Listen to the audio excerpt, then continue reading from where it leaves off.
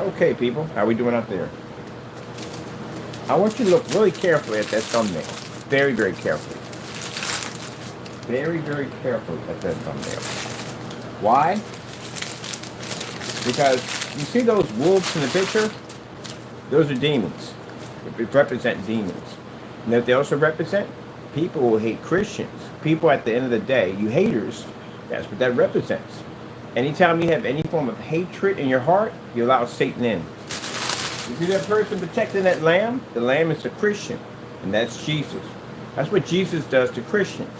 He protects us. So, the reason why I'm making this statement, because it's a bit of a warning to you that there are things to come in life.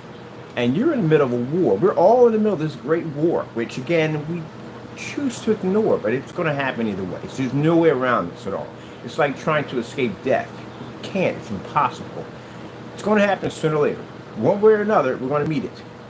And the important thing is, either you're going to be with those wolves, or you're going to be with Jesus. That's why I like that particular thumbnail. It pretty much sums it up. But also, too, it sums up on how Christians are protected.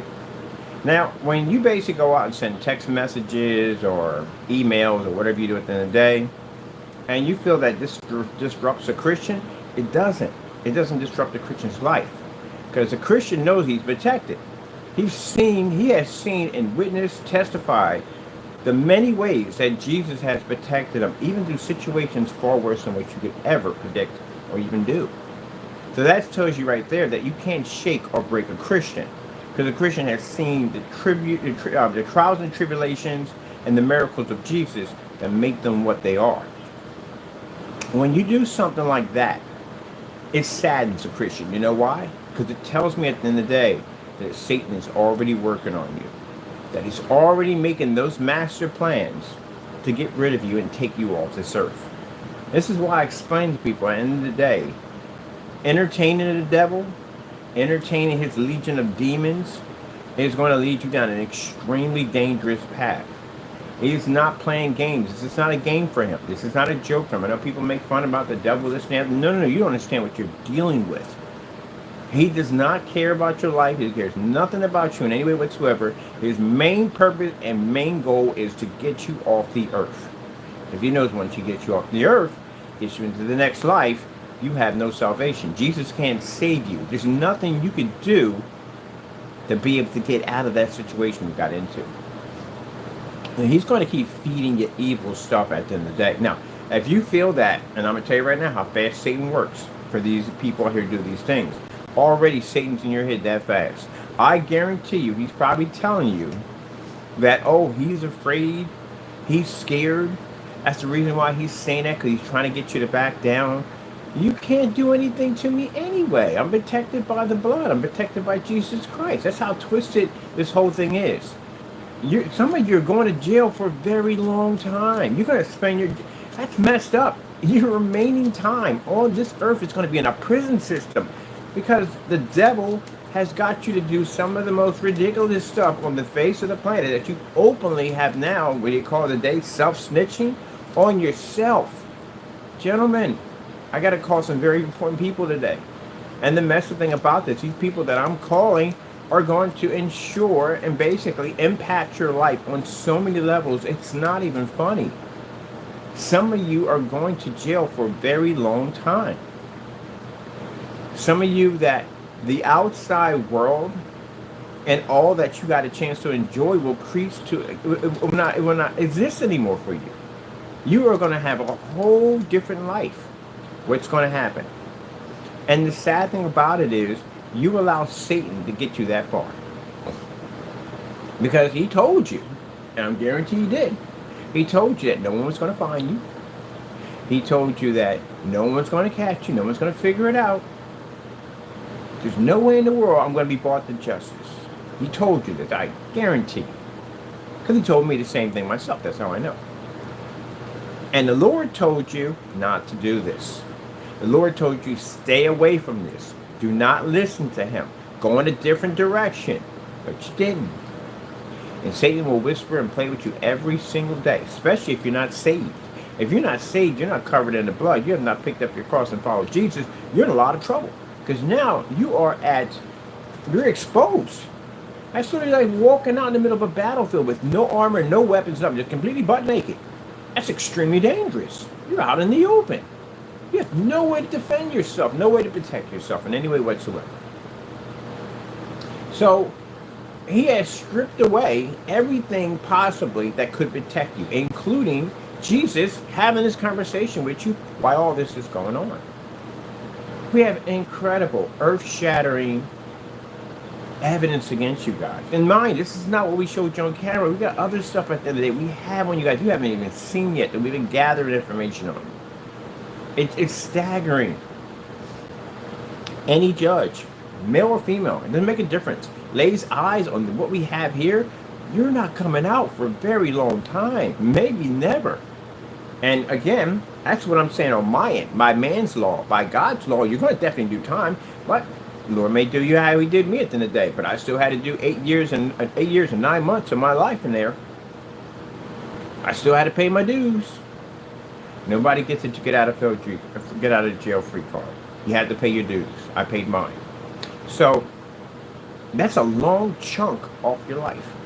Oh, thank God I did that when I was young, because I couldn't imagine doing that in my 50s. And I couldn't imagine doing that in my 50s.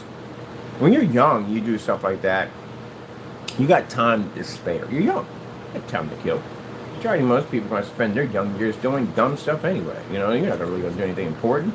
To tell you the truth, I think about doing important stuff, but technically not. Very few, very rare young people got their life already in order. You know, getting ready to go to college, blah blah blah blah. You know, but majority of us gonna do dumb stuff anyway. But when you're older, you're established. You got your house, you got your car, you got your career, you got your kids, maybe grandkids, or so forth. That is just not the time to be doing dumb stuff to get a good chunk of 10 or 20 years ripped out of your life. That is very important, because in between that timeline, you could literally die. Remember, we're not meant to be here that long. And the closer you get to the whole 50, 60 mark, the closer you come to putting a foot in the grave. So with that being said, you followed Satan. That's what you did. And you really believed. I watched you guys. When you were in Crowcast, I watched the devil bouncing from one person to the next, to the next, to the next. I seen a smile on your face. He was in you. I watched it. I watched you on your YouTube channel. When you say nasty things, I watched the devil in you. I see it in you all the time. You guys have demons in you. You play with demons. I see it in your channel. I see the way you carry on and act up. You allow the devil to play you like a fiddle. And now you really believed in the back of your mind that you were going to take out Mr. Bird. You're going to put Mr. Bird out of business. That you were going to throw me out in the street. That me and my cat were going to become homeless. Oh yeah, the emails are unbelievable.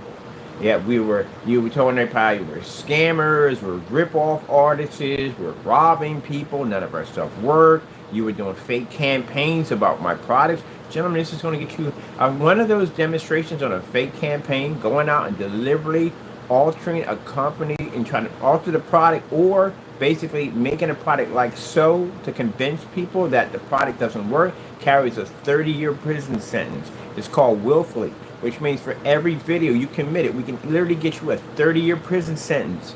Do you have any idea how much time that is, including the other stuff? It's staggering.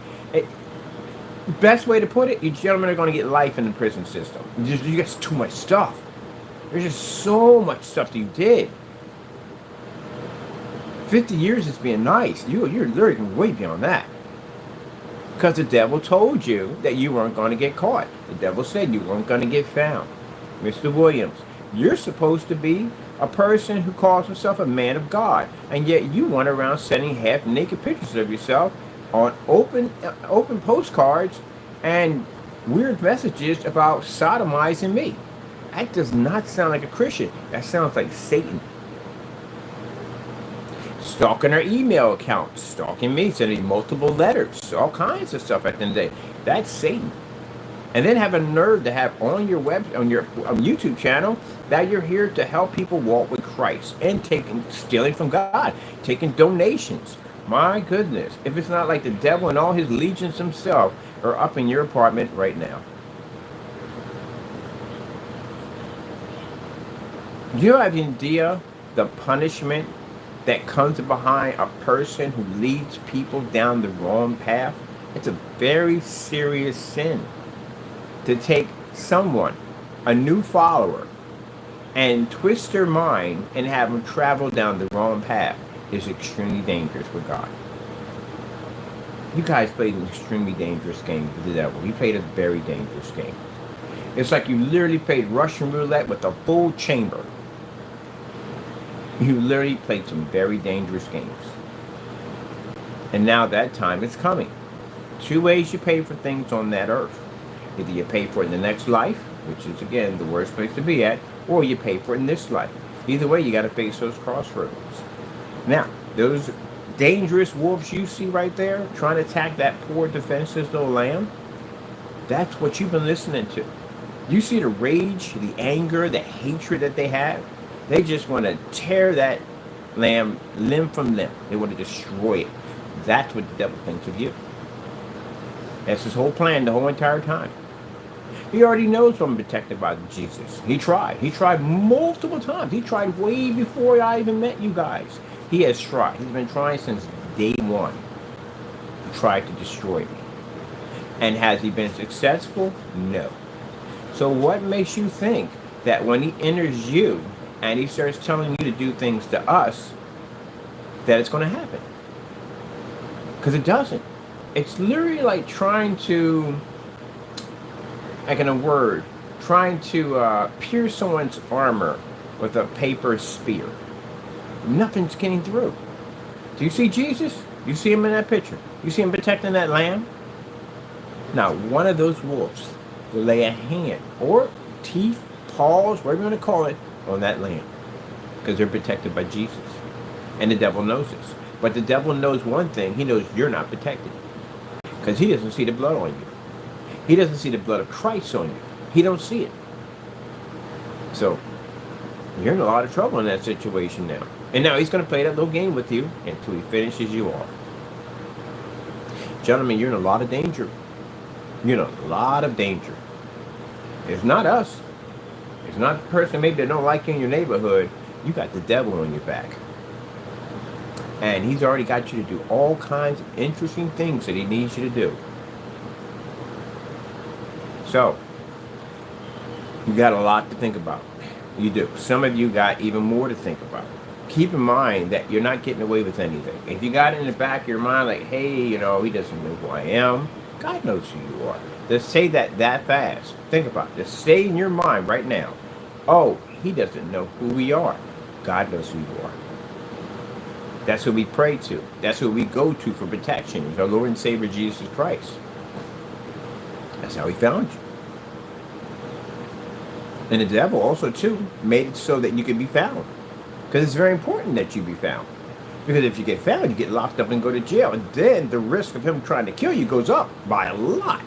Which means he has an even better chance of getting rid of you. So he needs you to get found.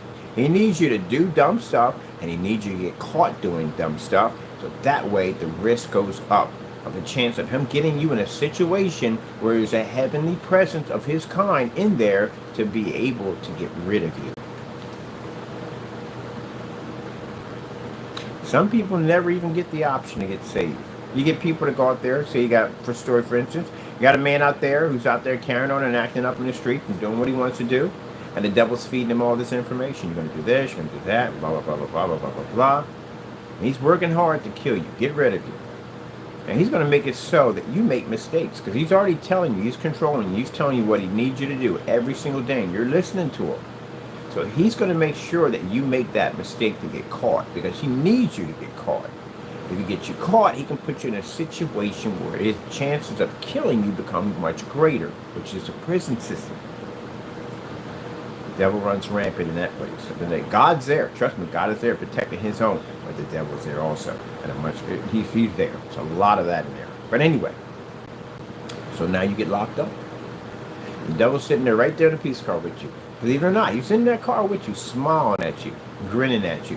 You can't see him, but he can see you. And he's still talking to you, still having a conversation with you. And he's telling you, yeah, when we get there, you're going to act this way, you're going to act that way, you're going to be tough, you don't be afraid, blah, blah, blah, blah, blah, you know what I mean? Anybody come up in your face, you're going to do this, that, and the other, blah, blah, blah. You're just already setting up the playing field already. The minute you walk up in that unit, he's probably talked to 100, 200, maybe everybody. He can get his hands on that. Will listen to him and say, yeah, that guy over there, man, he's probably got like money. He's probably got clothes with the sneakers he got on. Man, you can take them. That's an extra biscuit. That's an extra piece of fried chicken. That's an extra meal at the end of the day. Go over and take something off his plate. Devil's in there talking all day long. If somebody walks over to you, takes something off your plate at the end of the day, you got to figure out how to handle and diffuse that situation. Because now that's going to escalate to bigger and worse things because other people are watching. There are demons talking to other people in the same environment. When the first person took food off your plate, another person sitting over there, and the demon's already in there talking to them like, wow, he just took something right off this plate, man. That guy's a punk at the end of the day. You could take anything from him. And there you go. He's already setting up the playing field. The sad thing about it is, some people go in, they're not saved. They listen to the devil. The devil automatically starts steering them in the wrong direction as they go in. And some of those people die. And those people never get a chance to get saved. Some of these people talk up and get in trouble, get in fights with the wrong people, and they get jumped. They get stabbed to death. And they die. So that's one he got already. Yeah, I worked that out, man. I got him from here, out in the streets. I got him to listen to everything I wanted him to do. At the end of the day, I got him locked up. I got him over here. I got a higher chance of killing him, and he's dead. And there you are, sitting right next to a demon, screaming your head off. No one can hear you because you're in the afterlife. And of course, I'm pretty sure you probably do see Jesus. You probably run to him because you ain't running to that at the end of the day. Not running to Satan. You'll see that thing in its true form. I mean, it's the most hideous thing you ever seen. I don't want to see it. I hope I never ever see it. Ever. I don't want to see it. But I'm pretty sure it's the most hideous form you've ever seen in your entire life. And I'm pretty sure when they called out your name or screamed out your name because it owns you, you weren't running to Jesus. Now imagine you seeing Jesus out there in the distance and you're running to him. And you're hearing this demon scream your name, scream your name, scream your name. Tell you, come here, come here, come here. You belong to me. You're mine. You're mine. And you're running to Jesus. And you finally get to Jesus and fall to his feet and look up and say, Jesus, save me, save me. And he says, I don't know you. Because he doesn't. He doesn't know you. What did you do while you were here on his time? You're on his time, by the way. His time, not your time. Nothing down here is yours at all. You understand? The earth is not yours. Your possessions is not yours. Your own life is not yours. Nothing here is yours. The devil makes you think it's yours, but it's not. That's why you don't get tied down by possessions. That's what the devil does. Comes in and makes you tied down by your possessions. So what did you do with my time? Oh, you spent it listening to Satan. You spent it doing this and doing that and prosecuting my people. You went after my servants at the end. You attacked my people at the end of the day. You took the very blessings that I gave to them and you tainted my work, my blessings. I don't know you. And he disappears. And the room goes completely dark. Because only when Jesus walked, that's where the light is at. And now, whatever's calling you back there, it's getting closer and closer and closer. And you're going to see it for what it is. Because of that world, Satan's different. Satan in that world is purgatory, which means basically he reigns in that area. He doesn't suffer in that area. You suffer. In the battle of Armageddon, where Satan is basically cast out and he is destroyed, he suffers in that world. That's hell. That's worse than purgatory. Way worse than purgatory. Imagine if you were a criminal back in the 15th century, without the technology, none of this technology exists. Imagine the murders that went on, rapes and all kinds of stuff that went on that particular time, where it was really hard to catch someone. But some people got caught, but it was really hard to catch somebody. Someone was a serial killer out there, but it might have been really hard to catch him, because you don't have the technology we have today. So a lot of people did murders out there. A lot of people got killed. Wild, Wild West, yeah, a lot of people got killed in the West, in the Western era. A lot of people got murdered.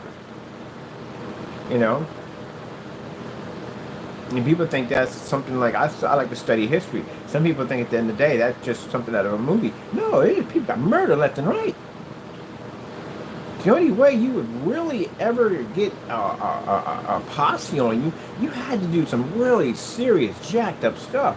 Like, murder a lot of people. Be in a lot of places for people going, hey, that guy right there is like, he shot my brother, he shot my daughter, he shot whatever. You had to be really ruthless to get that kind of poster, because again, a lot of crimes went unsolved. But these people literally think and believe at the end of the day that when they kill people, they know they kill people. And when it's time for them to die and they're on their deathbed, they realize at the end of the day that they got away with it. That's how they feel. I got away with it because no one came to get me. I never got arrested. But then they wake up in the next life and they realize they didn't get away with anything. They go to purgatory. Can you imagine? Even if you were born in the 1500s and you murdered and killed people, and now you've been in purgatory since our time now, that's a lot of pain and suffering. And that's just the beginning of the whole of your time. Because when the battle of Armageddon kicks in and Satan is thrown into hell, that's far worse. So imagine being in all that hell to be transferred into, all that purgatory to be transferred into a place much, much worse.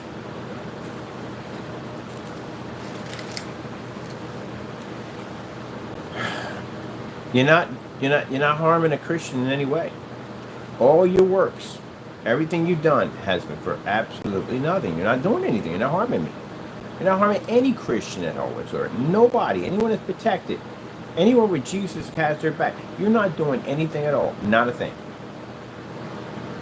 Mr. Williams went out there and sent all those letters out. All those letters out, carried on, hit our email accounts, contacted our phones, acted up and carried on, did everything that Satan told him to do. We have now compiled all that evidence for courts. There are several agencies involved with Mr. Williams. There's the FBI that's involved. There's Allentown Police involved. Now there'll be Baltimore Police, the detective unit. There's also two involving the United States Postal Service enforcement officers or law enforcement agency, which is involved because of the massive amount of post office mail fraud and the tons of evidence we have on this guy.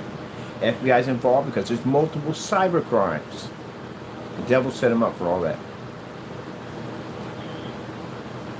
Literally, Mr. Williams, he got you to douse yourself in gasoline, light a match, and jump off a building at the same time. He got you to do it. And you listen to him on every little thing. And again, how much damage did you cause to me? Absolutely zero. Jamie Fernando Gonzalez, person who started the whole entire thing, the ringleader of the whole thing. All that campaign you did, all that, how much damage did you do to me? Absolutely zero. Is my company under? No. Am I losing any business? No. Is my technology stuff? No. I'm actually building 3 different forms of technology this week. Company got accepted for a major grant for advertising company. I'm in the process of picking up another grant for more money for my company to be able to expand. I got advertising coming out as in, this advertising thing is crazy because, again, advertising for new labels, t-shirts, giveaways, all kinds of stuff on my technology, professional, high-grade commercials. That's what I'm about to get. I got to meet it with them too on top. I'll go back and meet up with them. I got to bring some more stuff. But anyway, yeah, that's what we got blessed with. God shows favoritism toward his people. I went up there and I had to struggle with anything. They came up there and they met with me. Even the head person of that department came straight here to see it himself. And that's the blessing that you claimed at the end of the day doesn't work, and it's a scam. And I have people of high importance see that technology up front and say, wow, that stuff is actually amazing. Because that's my blessing from Jesus. And you did all that to end up taking all the damage, and we got absolutely zero. What kind of savior would I have if he allowed to move to the side and let one of those wolves sink their teeth in me? What kind of savior would he be? Why would people go to the protection of God if God can't protect them? That's how you don't see the big picture here. You follow Satan so deeply that you don't realize that what kind of Lord, what kind of God would God be if he allowed Satan to destroy us or take us out? There'd be no point praying if your wing pops off a plane. God forbid something like that happens. What's the point? What's the point of praying over loved ones? Or praying to keep your kids safe when they go back and forth to school? Or praying when you go safe? What's the point? If God's just going to go, oopsie, my bad, I didn't mean that. I turned my back for a couple of minutes and let Satan get in and do whatever. So, what's the point of that? What's the point of Jesus coming down and sacrificing himself on the cross? You do know that basically that sacrificial lamb at the end of the day is why we are protected. Why us Christians are protected. He came down and did all that for us. What would be the point of that if we can't get his protection from Satan? That means those wolves would be able to attack us. They would be able to harm us. Satan would get his wish. It isn't about your wish. It's about the devil's wish. It isn't about your nonsense. It's about the devil's nonsense. What would be the point? We are protected. You can't harm us. You can't touch us. There's nothing you can do. And gentlemen, I got a first-hand experience about how that actually works. I got a chance to witness that, how that actually works. So I feel sorry for you because the outcome that's coming for you is going to be absolutely nightmarish. It is. It's going to be very nightmarish. There is going to be a point in your situation where you're going to pray for death. That's how bad it's going to be. I'm not saying this for you to fear. I'm saying this because it is going to happen. If you don't turn that boat around, you right now have to face these bridges, these crossroads, these trials and tribulations which are about to come up pretty soon in your lives. Things are going to change dramatically. You're going to go through the stress level. It's going to be unbearable. You're going to need God to get through that. Really going to need God to get through that. And the devil, well, he's going to try to finish you off. He's going to try to cash in on his investment. Because the last thing he needs at the end of the day is for you to find Christ. You don't need that. Because then he got me at the end of the day. Because what happened to me? I went out and committed a lot of crimes, got into a lot of trouble. And he had me. He had me. But I found God. And he lost me. And my relationship with Jesus is so much stronger, because I've been with Jesus for years, that, yeah, good luck on trying to basically get me to switch to the other side. I know all your tricks and everything you're about at the end of the day. I'm good. So, the fact that, like I said, in my younger years, when I was 16 years old, at 16, I would have taken your life. You looked at me the wrong way, I'd have pulled my firearm out and fired at you. Because I had this devil put it in my head that I was a god. That's literally what he made me believe. That I had immortality. I could not be touched. I couldn't die. But at the same time, he also gave me depression. It made me feel like I wanted to kill myself every single day. That I didn't want to be there at all, period. I shouldn't be there anywhere. Why in the world should I be here? And he tried to kill me and build me up literally at the same time. If you had even, if I was the person I was, and I'm not trying to say I'm the biggest bad, because I'm not the biggest bad person I was, but anybody walking in with a firearm becomes that person. And that's literally what I was. A suicidal 16-year-old that basically had no fear of death. I didn't care for my own life, and I definitely wouldn't have cared for yours.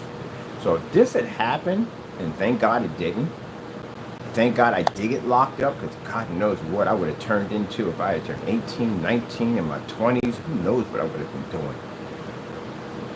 If I was that person today, that same person, and nothing has changed, I never got caught, and that would have been a horrible thing, because that means God really is not looking out for my best interest, because I didn't get prosecuted, which I didn't go through the punishment, and I didn't find him, which means I probably would have been the same evil individual, probably much, much worse than that. And I was like that at 16. I was shooting at people at 16. And we had this conversation, it wouldn't have went that far. I wouldn't have said nothing to you back. Now I got an airline ticket, just to say, I'm just saying, as the devil's side of me, and up that demon in me. I would have got an airline ticket, I'd have went to the first gun store, I'd have picked up a firearm, and I'd have walked right through your building. And it took my own life. That's literally what was happening.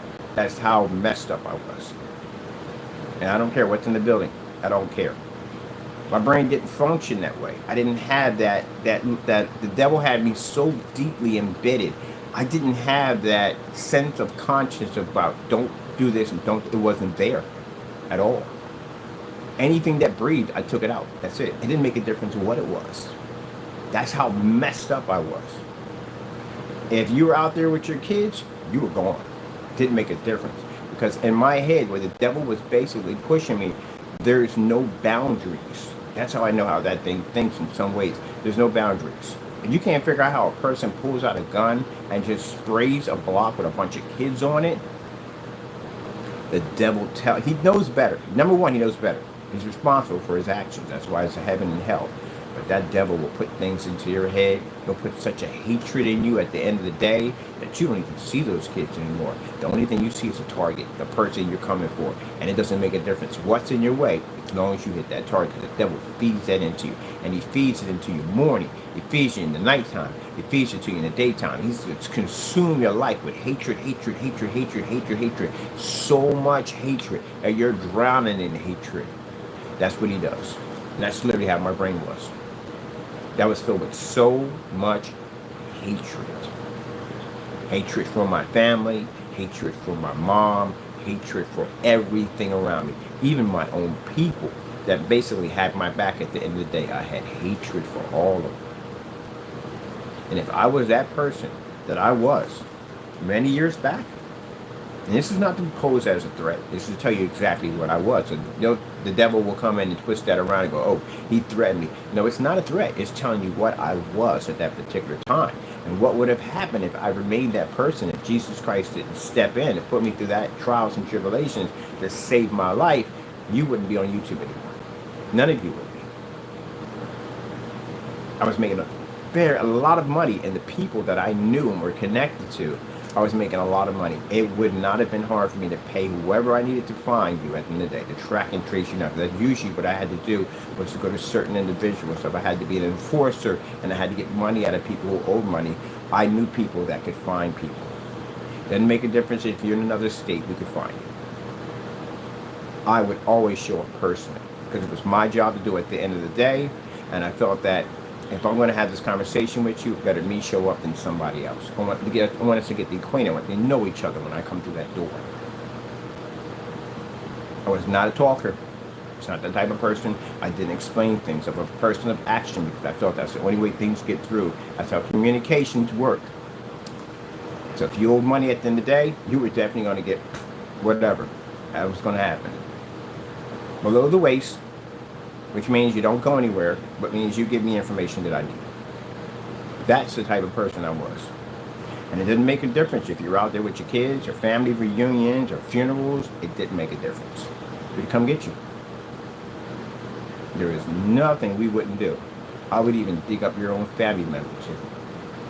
That kind of stuff. I mean, that evil of a person. Extremely evil. And then somewhere along the line, I got possessed. It was even far worse than that. Because then I had it living in me. The things that I saw, the things that I experienced on having a demon in you, you're in another world. A world without salvation, a world with nothing but death and destruction. I dreamed of suicide and death all the time. I had nightmares of demons, all kinds of stuff. So I'm happy that the Lord took me out of that world. I'm happy that He saved my life and made me the person that I am, a God-fearing Christian, because again, Satan almost had me. So close, he almost had me, and the Lord allowed the baby. Sometimes the Lord's best warriors are the ones that are His worst enemies. And that's what had happened. I tell my testimony about how I went to jail, how I was doing all these evil things in my young years, how I had the suicidal thoughts and all the stuff I went through. It's crazy stuff that I did. And now I'm a man of God. Now I serve God at the end of the day.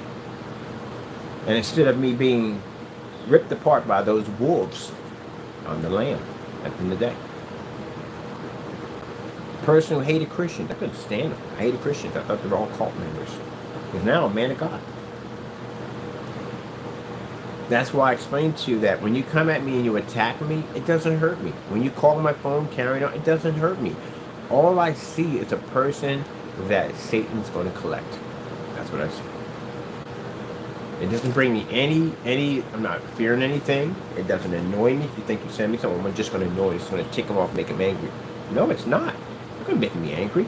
I feel sorry for you because I know what you're following at the end of the day. I know exactly what talks to you. I know what's having these conversations with you. I know because I lived on that side, on that world. Even in the worst place, again, I told you, I was possessed.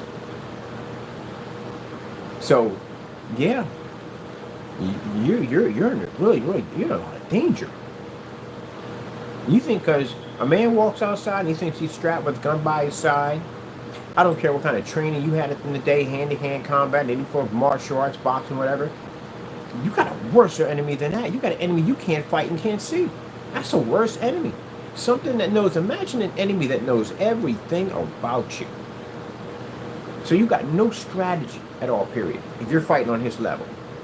No strategy. You can't beat this thing. Can't shoot it, can't kill it. It has immortality. It has advanced knowledge, which means it has been here before almost the beginning of time. Lucifer was God's right-hand angel. He's been here for a very long time. He knows more about man than man himself. He's extremely, extremely dangerous. This is an angel who tried to overtake God. You know, yeah, that's very, very, very dangerous. And that's what you've been listening to the entire time when you attacked me. So, locking your doors, putting your alarm system on, that's a walk right into your house. Sit right by your chair, lay in the bed with you and watch you sleep.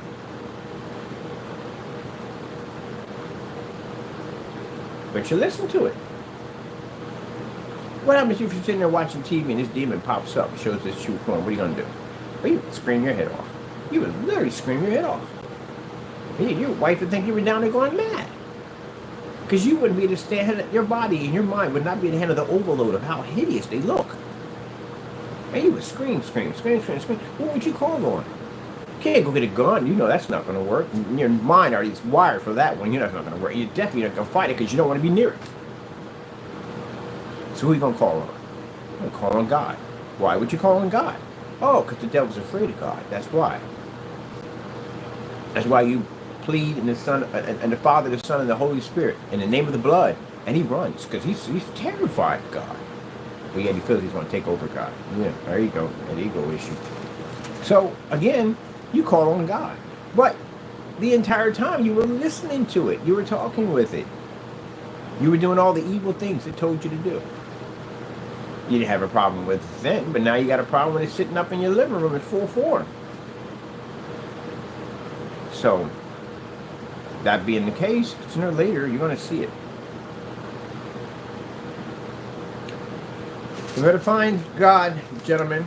I can't say this enough times. And where some of you are going, you're going to have to find him. Satan's got a plan for you at the end of the day. And his plan is to kill you and take you off this world. And he's going to do it. He's going to do it if you don't have God to protect you. Now, your actions at the end of the day are not going to harm me at all, period. You call on my phone and carrying on and acting up, it doesn't bother me, it doesn't harm me. Because you see that person right there, you see that person in the thumbnail, you see Jesus Christ right there, you see him blocking all those wolves, that's my protector at the end of the day. That's who watches over me, that's what keeps me safe from people like you. That's why whatever you try will never ever happen. Those wolves will turn around and attack you. Alright, that's all I got to say. Hopefully you took that into some consideration and try to do something with that. But if your retaliation is to attack me even more, it doesn't bother me at all, period. Because again, like I said, you can't do anything to me. I'm protected by Jesus. You're just digging a bigger hole. Imagine when you start off with Satan, he gives you a shovel. I told you this one before, I like this one. He gives you a shovel and you start digging. But you're not digging fast enough and that hole's not getting any deeper. So he gives you another bigger shovel and you start digging. And after a while, he gives you another bigger shovel and another bigger shovel. And now you're at the point where he needs you to be at. You're way down there. And you notice there's dirt coming in on top of you. Like, who's throwing dirt on me? You look up and there's the devil throwing dirt on you. That's what he's going to do to you. He's going to bury you alive. So again, your biggest problem you have right now, it's not your bills, it's not your whatever everyday problems you have, your biggest problem right now is getting that demon as far away from you as you possibly can. Because once they get in there, they don't like to leave. It reads that in the Bible, that when those demons come to your home, one will come in and set up shop, and he'll bring 7 more with him. And they are very hard to get out of there once they go in. Not only do you put yourself at jeopardy, you put your family at jeopardy. You think they're going to come in there and just go for you? They're going to go for anybody they can. Your cats, your dogs, will possess just for anything. Your kids. Anybody. You got to make a difference to them. Body's a body for them. You seen The Exorcist? You seen that nightmare before? I've seen The Exorcist. It's the most horrible thing I've ever seen in my entire life. You know, it's based on a true story that actually did happen to somebody. Demon possessions are real. People go through that. They'll jump right in your body. That's not a joke. That actually does happen. They actually possess people. You want to run the risk of something like that happening to you.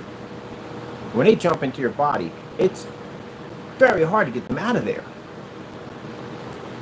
They can do all kinds of stuff to you. They can get you to scratch and tear your flesh, have you jump off a bridge, all kinds of stuff. Run in front of cars, stuff like that. Just to kill you, get rid of you. It's another way they can do it. So if you think all that's a joke at the end of the day, all right, play that game. Keep on playing with that demon at the end of the day, and he's going to figure out malicious ways to get rid of you. Even start arguments. They come in, you have an argument with your girlfriend, and y'all screaming and yelling, it gets to a point where it gets out. There's Satan already in there, instigating already. That's why you got to turn your back to the argument, pray, give it to Jesus, and walk away. Says, look, I'm giving this to God. That's the end of it. Pray for her and walk out of that situation. You keep escalating that craziness, that Satan, to wanting you kill each other. There you go. He's everywhere. He is everywhere. And that's where you need to pray and put it in God's hands and let God handle it. I bump into Satan all the time. I'll be out there walking around and somebody look at me and that's Satan give me the eye looking at me, trying to intimidate me. Just look at me, and the first thing I think at the end of the day, I gotta go over and kick someone's behind at the end of the day. I gotta walk over there and whip your behind for doing something, then I gotta catch myself. I'm like, up, that fast. God gracious, I gotta back it up, back it up, back it up. Sorry, Lord. Yeah, Lord, yeah, I'm sorry about that. I pray over that, and the devil turns around and just leaves. Gotta be careful about that. Got to. I gotta be on my guard all the time when I'm out there. I get mad about something, somebody does something, I got to remember, the big situation. It's always remembering the big situation. People don't see the big situation. They just see the person behind the situation. That's what they see. The person in front of the situation. That's what they see. That person now has become a puppet of Satan. When they're out there talking, screaming, yelling, carrying on it, that's a puppet of Satan right there. You have to see it for what you see it for what it is. When you see a person carrying on and cutting them like that, that's the devil trying to intrigue you to do something stupid, so y'all both be in the same boat. You gotta give it to God. Yep. I learn that lesson every single day. Well, if I didn't say I'm a perfect man, if I was perfect, I wouldn't be here. I'd be in heaven with Jesus. There'd be no point for me to be here if I was perfect. Christians make mistakes. Any Christian that tells you at the end of the day don't make mistakes, they lie. You just committed a sin right there. Your body's cursed, you know that, right? Now, you don't have your celestial body yet. You're in a cursed body. You will have immortal thoughts. All that will happen. Because Satan's constantly pushing. Can I get one day without committing a sin? That's all I want. It's just one day. One day. One day. I don't want to be to think anything whatsoever. Just one day. Can't even get one day. Can't even get one day. I mess up. I go back to the Lord and say, Lord, I thought about this. The Lord was like, bless me, take it out of my head. Then it'll happen again, like, oh man, I hate this body. Yeah. And you become a Christian, you realize how cursed you are. Like, my goodness, this body's awful. It's absolutely awful. I can't do anything right in this thing. At all, period. That's the curse. Now you figure out what the curse is. See, when people say, I don't feel cursed, I don't feel my body's cursed. Your body's cursed. It literally, it dies. Yeah, we know we had immortality at one point.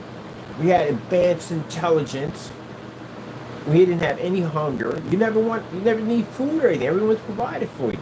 There's no disease. Animals didn't kill each other. There was no murder, no death. None of that even existed at all, period. It was a perfect world. We just had one rule. Don't eat from the tree of knowledge. That was it. That was the only thing. That's why women get mad at me at the end of the day when I sit there and say, some of y'all just can't be satisfied. And it's true. Don't get mad at me. It's true. Biblical talks about that. The biblical Bible talks about that. I mean, you literally had everything. You can't get mad at man over that. It is what it is. It's true. You had everything. Literally everything. I mean, literally everything. And you got one command. Don't eat from the tree. That was it. And what do? You eat from the tree. That's what you did. And then Adam fall right into it with her. And he ate from it too. And he got cursed. Imagine if Adam didn't eat from the tree. He goes, oh, no, I'm not eating from that tree. Women would be the only one that's cursed. We wouldn't be cursed. We would still have immortality. They would die because they were cursed. We'd be immune to diseases and whatever. We'd have advanced intelligence levels.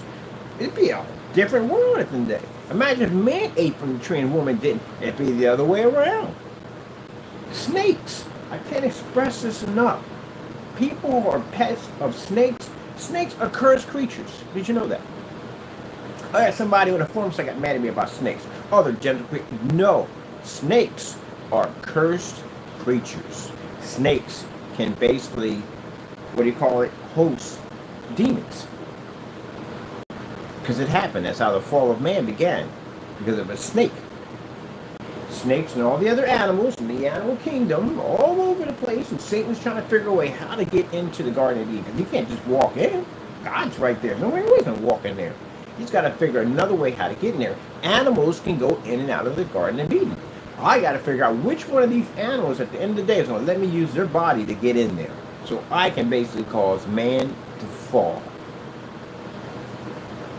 So he goes to Adam one apple. I'm pretty sure he did. He probably went to every last one of them. They said, nope. And he got to the snake, and the snake said yes. No, snakes stood upright. They did. They stood upright. And they walked. Snakes did have the ability to be able to stand upright like the other animals. They were cursed. That's why they crawl on their belly. It says in the Bible that the snake will crawl and eat the primal dust of the earth all the days of his life, which means he's a cursed creature because he allowed Satan to enter his body. And when you have pet snakes in your home, you allow demons. It's pretty much a portal. It's pretty much like taking a bag of diamonds and opening up your door and just sticking it right there. Yeah, people's gonna walk up and take it, right? Because there's no security cameras, there's no whatever. You're just going to take it. Want to take it? You gave them free passage inside your home. Put a big sign there like, come on in, anybody, take whatever you want. Yeah, snakes are cursed creatures. You ever look at the snake's eyes versus the reptile kingdom? Do you know their eyes are completely different? They even have a thing called snake eyes. You don't say reptile eyes, snake eyes. Snakes have a different form of eye than any other reptile. There's eyes look devious, evil. That's what they look like. And I had a friend of mine that had a snake, and I explained that to him. He got rid of it. And that's what you bring into your house. Now, mind you, that's around your kids and family members and your dogs and all that stuff. They're like, oh no, they're just good creatures. Majority, most people I know got snakes are killed by them. They're hosts for demons. You know, believe it or not, you look it up yourself. It's right there. That's how your curse became your curse. Which I find interesting that people own a snake, which is the same creature that Satan came in to host, to go over and commit the sin that caused you to have your curse today. On why you die. On why you suffer diseases. On why you have, murders and the destruction on this world. That creature is involved in that. They're cursed creatures. But anyway, like I said, that's the interesting thing about the woman at the end of the day. Now, are all women like that? No. I've met women at the end of the day that are not like that. But I've met women like that that are like that. They remind me of what's in the Bible. Never satisfied. Give them the world, and they still want more. That's why the woman has the greater part of the curse than man. We don't bleed like that. That's the reason why we don't bleed. You think it's because of menstruation? No. That's a curse. Part of the curse. bearing your child in pain. That's all part of the curse.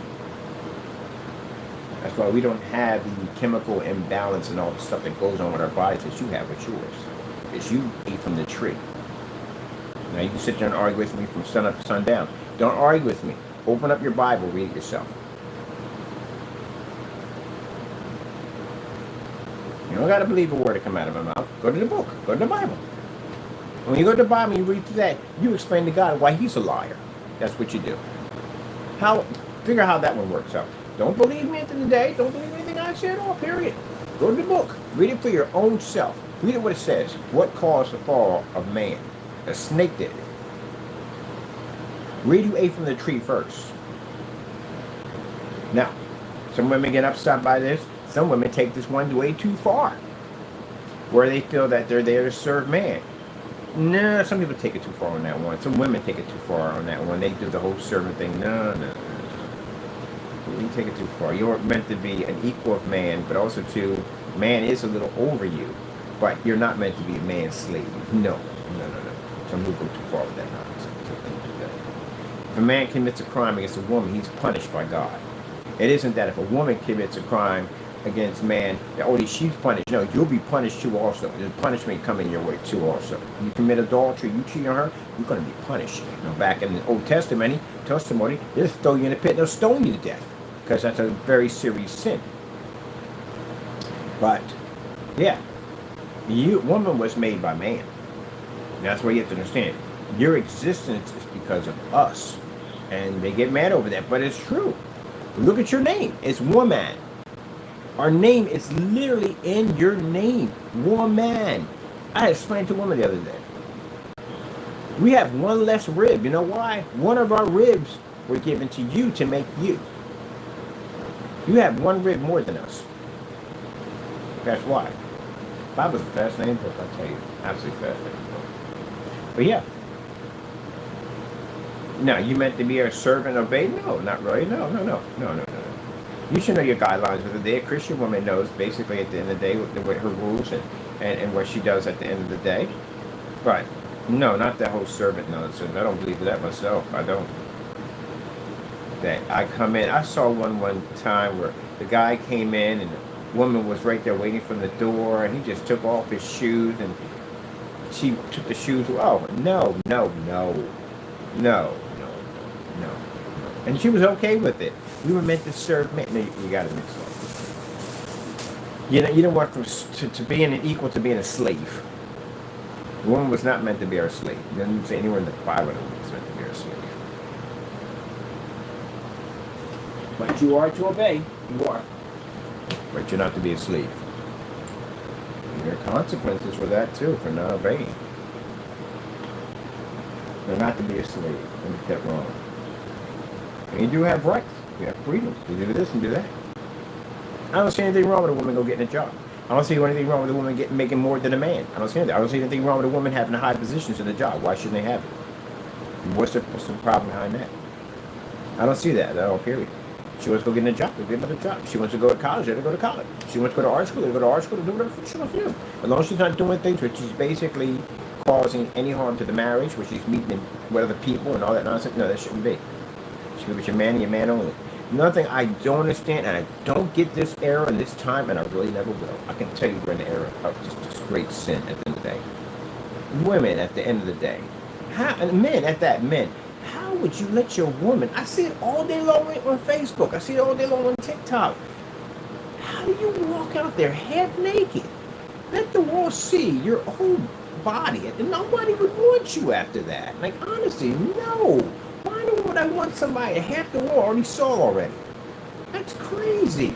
Now they're doing these freaking things where they're trying on clothes, and they're showing their underwear, they're showing their bra, their whole butts out. You gotta be kidding me. Really, it used to be a time where a woman had respect for herself. Somebody come in, she was showing she would hide behind something, to cover herself up. You got yourself all out there for the world to see.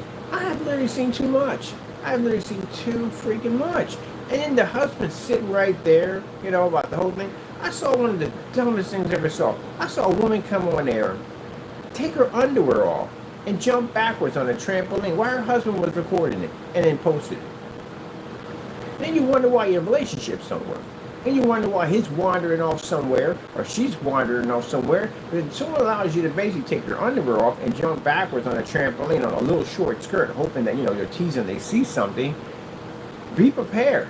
Satan's going to definitely get in that one at the end of the day. He's going to have her seeing other men. He's going to have you seeing other women. Temptation's going to come your way. You ever heard of a succubus? A succubus is a female demon. That's what they are. They're female demons. Oh yeah, there's female demon versions. Yes.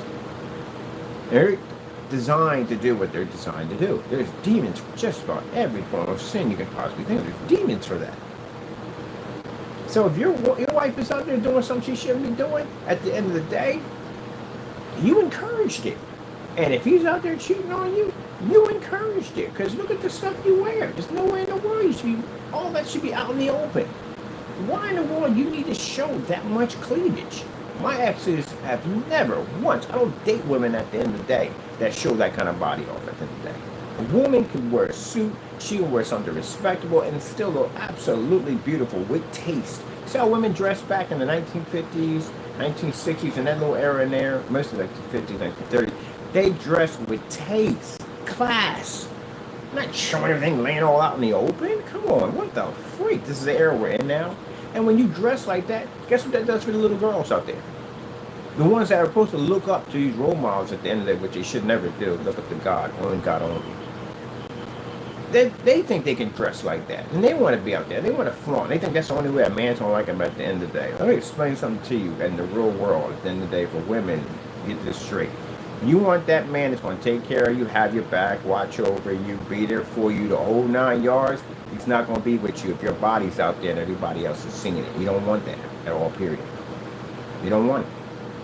I don't want somebody, I don't want to date somebody at the end of the day that half the world seeing them half naked. Why in the world would I want that? That's a turn off for me. A woman that dresses respectable, nice. The only way a man should be seeing all that is between you and him in the bedroom. When you're married. Can't get enough about that. Married. Even when I was living with my ex, I had nightmares just about every freaking day. You know why? Because I was living in sin. I wasn't married to her. I was not supposed to be living with her because I wasn't married to her. So people that are out there living with somebody and you're not married to them, you're not supposed to do that. You got it backwards. It's the other way around. You're supposed to be married to them. You want to really get serious about the Bible? Because people want to get serious about the Bible. Let's get serious about the Bible. People are saying, well, you can't. No. There's another one for you at the end of the day. Fornication. You're not supposed to be out there sleeping with everybody on the face of the planet. That's why some of you got pregnancies, get pregnant, having kids, and then you get abortion, which is also, again, new. Because that's killing at the end of the day. For those at the day who basically don't believe that I am against people who do abortion. Because again, I was a perfect example for that. You have any idea how Mr. Bird was born? Oh, it's a very interesting story. Now, I love my mother and I always will. I will always love my mother. No matter what, I always love her. But I was born out of an affair. I had perfect opportunity to be aborted. Easy. It's a very, very bad situation. My mother chose to keep me because she was against abortion. She was a Christian woman. Even though what she did was wrong, and she was forgiven by God, because again, the Lord forgives. He does.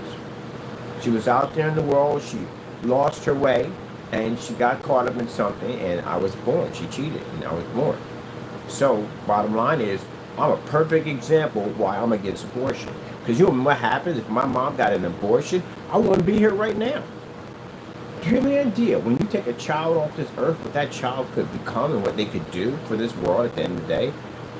It scares the daylights out of me if my mom basically did that. She had basically got an abortion. That's scary. That's why I'm against it. It's God's creation. Whether it's a small little egg, whether it's a little tiny speck, if it's in there at the end of the day, it's God's creation. And you took it off this earth without his permission. You got to pay for that. Now, you can sit there and say, my choice, my body. I understand all that. But technically, it's not your body. It belongs to God at the end of the day. You'll figure it out when your time comes. When you leave off this earth and you make it into the next life, you have that conversation with the God Almighty, the Omega, the Alpha and beginning, the beginning, the end, the Alpha and Omega. You have that conversation with the Supreme Being. And you tell him at the end of the day why you feel it's your body.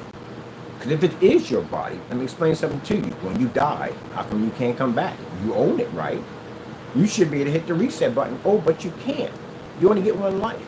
You don't have immortality. You can't walk on front of the street and get hit by a semi-truck and go, that's nothing. I own my own body. It means you own your own life. You own your own soul. You don't own any of that.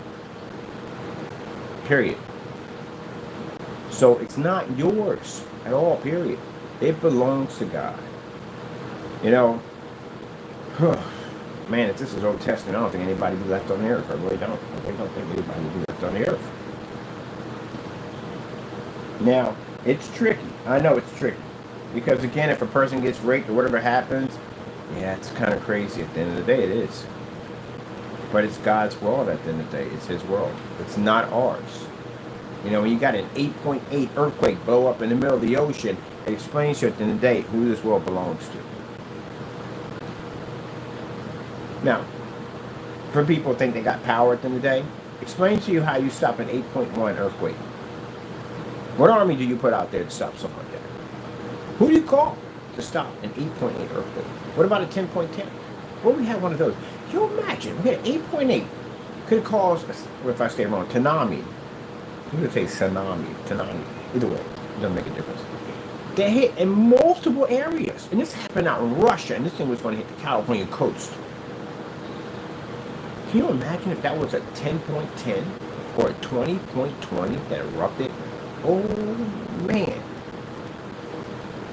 Well, I can tell you right now, Hawaii wouldn't even be there anymore. There's no way in the world we'd be there. 20.20, 8.8 basically calls it a warning to go off. Can you imagine a 10.10, a 13.13? Any one of those would have went off. The Lord chooses what He chooses to wake you up. It's enough to scare the living daylights out of you, that lets you remind you that this is my world at the end of the day. But He could have chose something much stronger. Much, much stronger. To get that wake-up call in. This is not your world. You don't live here alone. There's other things in this world that, trust me, some of them you want to see and some of them you definitely don't want to see. You know, it's a much bigger picture than what you think. A person goes to college, gets a degree, gets a good job, gets married, has kids, got a nice big home, drives a nice car, goes on vacation, goes about his merry life.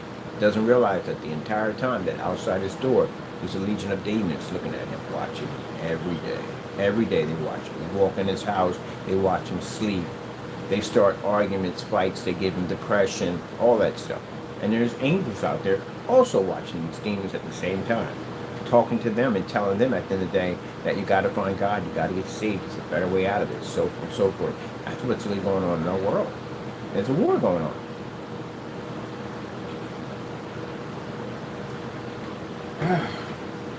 Two ways this can happen. Well, a couple ways it can happen. You cannot find God. One day he'll be out in his backyard, and God forbid, if something happens, he has a heart attack, and he dies. So this is his time to go. He could be out there on vacation. He could die. He could be on a plane. He could die. It's just your time. Your timeline is run out. And if he's not saved, he's going to hell. If he's saved, he's going to heaven. That means his time is ready to him to go home. When you die, that means that your time ran out.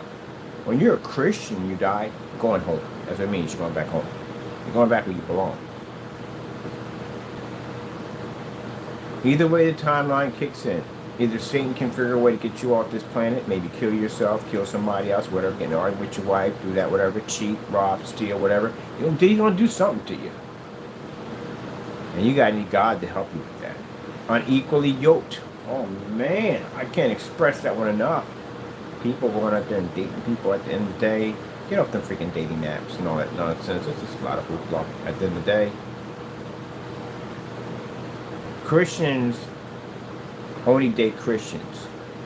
I dated a Catholic. It didn't work out. You know why? We're unequally yoked. She had her own different way of a religion. I had my own different way of religion. When we talked about having kids, it became arguments. If she wanted them to grow up Catholic, I wanted to grow up mine actually a Christian, Baptist. They didn't want that. It was back and forth argument all day long on that subject right there. Unequally yoked. Yeah. It's just the way it is, people. The best thing about it is, when you find God, it's much more easier. It's much more easier because you know exactly what to choose and what the Lord knows what to choose and what's best for you. He'll bring the right person into your life that you're supposed to be with. And that's the person that'll be a person with God at the end of the day. Both of you will work together and build a beautiful relationship. You'll have kids.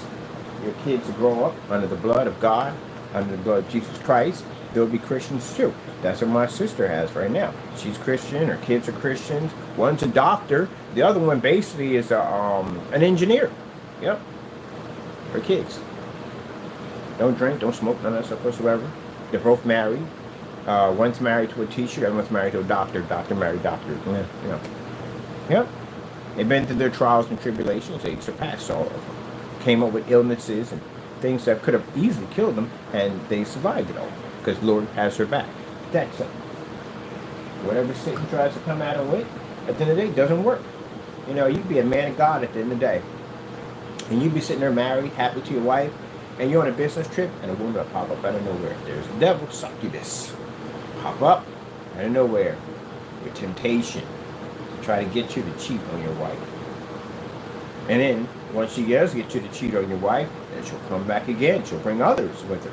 And they'll get you to cheat on your wife. And then you'll spin this spiral web of lies and deceit. That's what happens. Yep, just to destroy. You see that destruction because he's unhappy. You sit there like, oh, look at them over there. They have a beautiful relationship. They trust each other. They both pray together. And all of that. I got to figure a way how to break that off. Bring somebody in there. Try to tempt him or tempt her. No. Nobody in the world. All right, people. I got work to do. I'm past my time here. I can talk a little bit about that, but mainly, like I said, about those people out there that are you got a Christian at the end of the day, and you got people attacking you. It's not the people. It's Satan. That's what it is. And for the people that are attacking, message to you. You're following something at the end of the day. Definitely want to try to kill you at the end of the day. So you can understand that. You think, for some strange reason, that you're the big bad guy, tough man.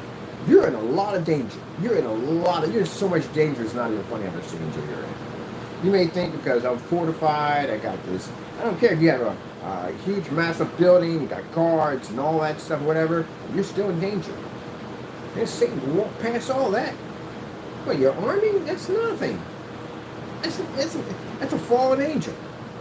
And your weapons won't do anything for that. He'll walk right through there, a split second, he'll be right up in your face. Asking you, what do you think you're doing? You've got a worse problem than that. A worse problem. And that thing at the end of the day has one goal and one goal only. Kill you. That's it. Not to be your friend, not to be your partner, nothing. To figure out a plot on how to get you to listen to me as much as you possibly can. I want to wrap my dark body around you. I don't want you to see any of the light. I just want to engulf you in darkness so I can have full control over you and you only. I'm going to fill you with paranoia.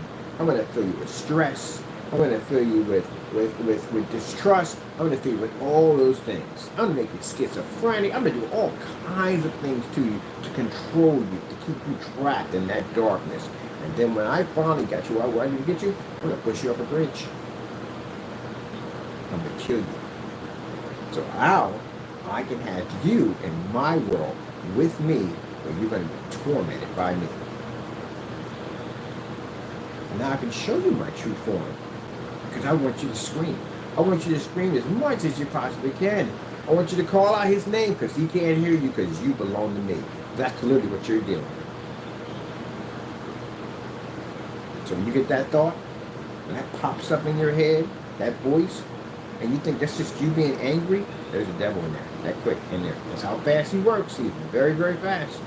You got to remember, you got to be on point on this. You get upset or angry, you feel that temper about to blow up, count to 10, call on Jesus. That's what you do. Get rid of it. Because if he gets in there, He's going to continue to feed. We can engulf you in that darkness. And then he'll kill you. Yep, the minute it pops up. The minute it pops up, I don't care what it is. He'll come there for anything, literally anything. That's why, gentlemen, when you sent all that stuff my way, all that crazy that you sent and you carried on, I didn't do the same. I didn't do the same thing back to you. Did you see me out there writing you emails over and over again? Did you see me out there? The only thing I did on my YouTube channel was expose you for the dumb stuff you were doing. That's it. I didn't engage in that nonsense. I didn't go out there and basically mix your product. No, I bought your stuff. I got receipts on all your stuff. I bought all your products. That's why we have cancellations. So I said, oh, when I purchased your stuff, I didn't have to make anything up. I did it all by the book. Did I contact other people to come and attack you? No, I didn't do that. Didn't do any of that stuff whatsoever. You say, well, I didn't dox any address. Matter of fact, I know where a lot of you live at. Your addresses are not doxed. The only person's address that's up there is Fernando, and Fernando's address is public domain because he took his LLC and made it public domain so everybody can find him. Anyone can go to the California LLC search and find his company with his address attached to it, even down to apartment E is right there. So how in the world can you say you doxed somebody's address if you made it public domain? That's bipolar on so many levels. It's not funny. So no. Jamie, I know your family members. I know where they live at. I know a lot of where your family live at. I know 317 Kern Street. You know why we know about that address? Because you were using your family member's address to commit crimes. When the lawyer sent over the cease and desist order, it literally has his brother, I think it's his brother's address on it. Because I know your little file number, when you type that in, it brings up white pages on them. And when the white pages popped up, it showed that exact address in the list of his brothers and sisters of people that know him, that are in there. An address popped up, and I'm like, well, whoop-de-doo, look at this. He used a family member's address. Yep, it's on lawyer's papers right there, 317 Kern Street. So when we showed that address, we didn't show the address that you claim was your address, and I showed you the documents from the lawyer. So no one docs your address, you dox our addresses. That's why you're being committed, that's why you're going to court for all that. But anyway, yeah, I didn't do any of that stuff in the day. Did I take your pictures and put them on little puppets and make little campaigns and slander you? No, I didn't do any of that. The only thing we have is basically if you in a video, your video, showing you matching house paint. That is what it is. You made the video, right? Did we alter the video in any way? Did we change it? No, it's the same video. Same thing. Nothing's altered about it at all, period. Do I have to go in and alter your pictures to make them look dark or whatever? We don't do that kind of stuff. Why do I do that? See? Because I don't listen to the devil. I ain't got time to play those dumb games in there. I did that one already. I'm good. I'm good. I seen the ending to that story. I didn't like it too much, all right? But you're about to find out what the endings are. So, no, we didn't engage in any of that. I just gathered up all the dumb stuff you did that Satan had you do, compiled it, took it down to the police station, filed a police report against you, took it over to the FBI, filed a police report over there, and any other agencies in between that had to be done. And then finding out you're not documented, you kind of told on yourself, because the person we talked to, because we had to contact two people. We contacted the first person, we had to fill out the form. That's the form stating what you did and what we're accusing you of, the cyber crimes and all that stuff. And then we contacted somebody, ICE themselves, and got another report put out because they had to know your name, your address, they had to know your everything, YouTube channel, social media, they had to know exactly the building itself, they had to know exactly there was a gate on the building, they had to know how many people were in the building, and what kind of pets were in the building, if you had firearms. I put down, I don't know. I don't know what you carried in there, I really don't know. So I had to put it down there. I don't know. So that was the other part we had to fill out on that one. We had to talk to somebody about that one. Why and how do we know that you're not documented? Because you told on yourself in the video. Never said anything about getting deported. I said in the video that we have to see if you are documented here, because if we take you to court and you're not, there's a good chance that you're basically going to be whisked away and we're not going to get a chance to bring you in court. Because they're going to override that. They got more authority than police. They're definitely going to override that. And keep in mind, Fernando, I got to pay for court cards. And court cards aren't cheap. It's expensive. So I got to pay for this. I wasn't paying, giving $400, $500, or $800 out of my pocket. Are you going to pay for this? If you're going to pay for it, then you owe me $200. You know why? $100 that I filled out for the following fees for the CCB and $100 for the process server. Did you give me my $200? No, you did not. All right then. So that means I had to make sure. That's what I did. I went in to make sure that you were documented. The first thing I said out of my mouth, we have to make sure he's documented. I don't want to spend the money. And go back and pull the video. I don't want to spend the money because I don't want to end up finding out that if he is not documented and they take him, then that means that we're out. We're out of the money. So, instead of me wasting almost $1,000, I went in and made the statement on YouTube. That's what I had to do. You came in and said, I'm being deported. Because I gave an honest review, which that video also went missing, if you notice. So I gave an honest review. No one said anything about deporting. I said, we have to see. We're hoping that you don't get deported. Because if you don't get deported, we can prosecute you. Which I wanted. We need you here to prosecute you for your crimes you committed. But they take you, we don't get that opportunity to prosecute you. Even though you'll be out of my hair and you'll be gone, still, I would like to have closure on prosecuting you. Because you committed these crimes. So with my family, they also filed. They want to also be able to prosecute you because of the crimes you committed. That's what I said. Now, a person who has paperwork, they wouldn't even mention about deportation. The first thing they would say is, good luck trying to deport me. I got paperwork. Which you basically could have shown off the minute we made that statement, but you didn't. Because it shows on the account in the video, you were missing. I did a back check on him. It shows in the video that he was missing for 11 days. Who the freak is missing for 11 days if you have documents? I recorded all that, Fernando. I documented everything. You know that I documented everything. So I literally have, after we made the statement, you made that comment to try to make me look like I was racist, that you can go in and see that as we check back and we're looking at the timestamp, the last time you were on YouTube was 11 days ago. Who waits 11 days to try to show that they have documents? You don't have them. And then knowing that, you told on yourself, and that's how we figured it out. That's what we told them. And again, you told on yourself. So that explains a lot of stuff. It explains a lot of stuff. Why you were in that apartment for so long. Because you can't just go to another apartment and go set up. No, they require all kinds of stuff you're going to need. The Social Security number and all this stuff they want, and banking accounts and blah, blah, blah, blah. You need a Social Security number to have a banking account, and all the stuff you don't have to have. And you need state ID just to get a freaking storage unit. You need state ID to pay a cell phone now. You don't have any of that. So with that being said, this would explain why you never flown out of California. I've never seen you fly out of California. You've been in the same apartment for so long, that's why you can see the accumulation of stuff piling up in there, because they raised a family in that environment. And that's a one-bedroom apartment. I know that for a fact. I know people live over there. You can pull up the entire grid on that thing and show at the end of the day what they have in there. It's an apartment. You can figure out that 1 and 2 bedrooms in there, but you have a 1-bedroom. You have a 1-bedroom and you raise what? Bunch of dogs and cats in there and two kids. No one does that. The first minute somebody goes in and they have a child and you live in a 1-bedroom apartment, you just plan for you and your girl to be living in the room. That's basically about it. It's made for 2 people. And the minute you find you got a little one on the way, what's the first thing people think of? We got to either get a bigger apartment, or we got to get, especially a bigger apartment near a park, because you're going to take the kids out to the park and all stuff like that. But, or if you ain't got that kind of bread, if you got a little more money at the end of the day, a house. They'd even get a house. They want the kids to grow up in the suburbs and whatever, you know what I mean? And that's what they want for the child. They want a child to grow up in the city. And away from all that. And on top of that, better schools too. On top of that, they're better schools. But that's as what most people think.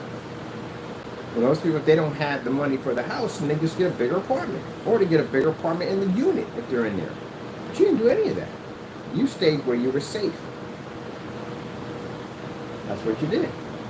So that's why you couldn't get a storage unit. Storage unit required. I don't know how they would have done that.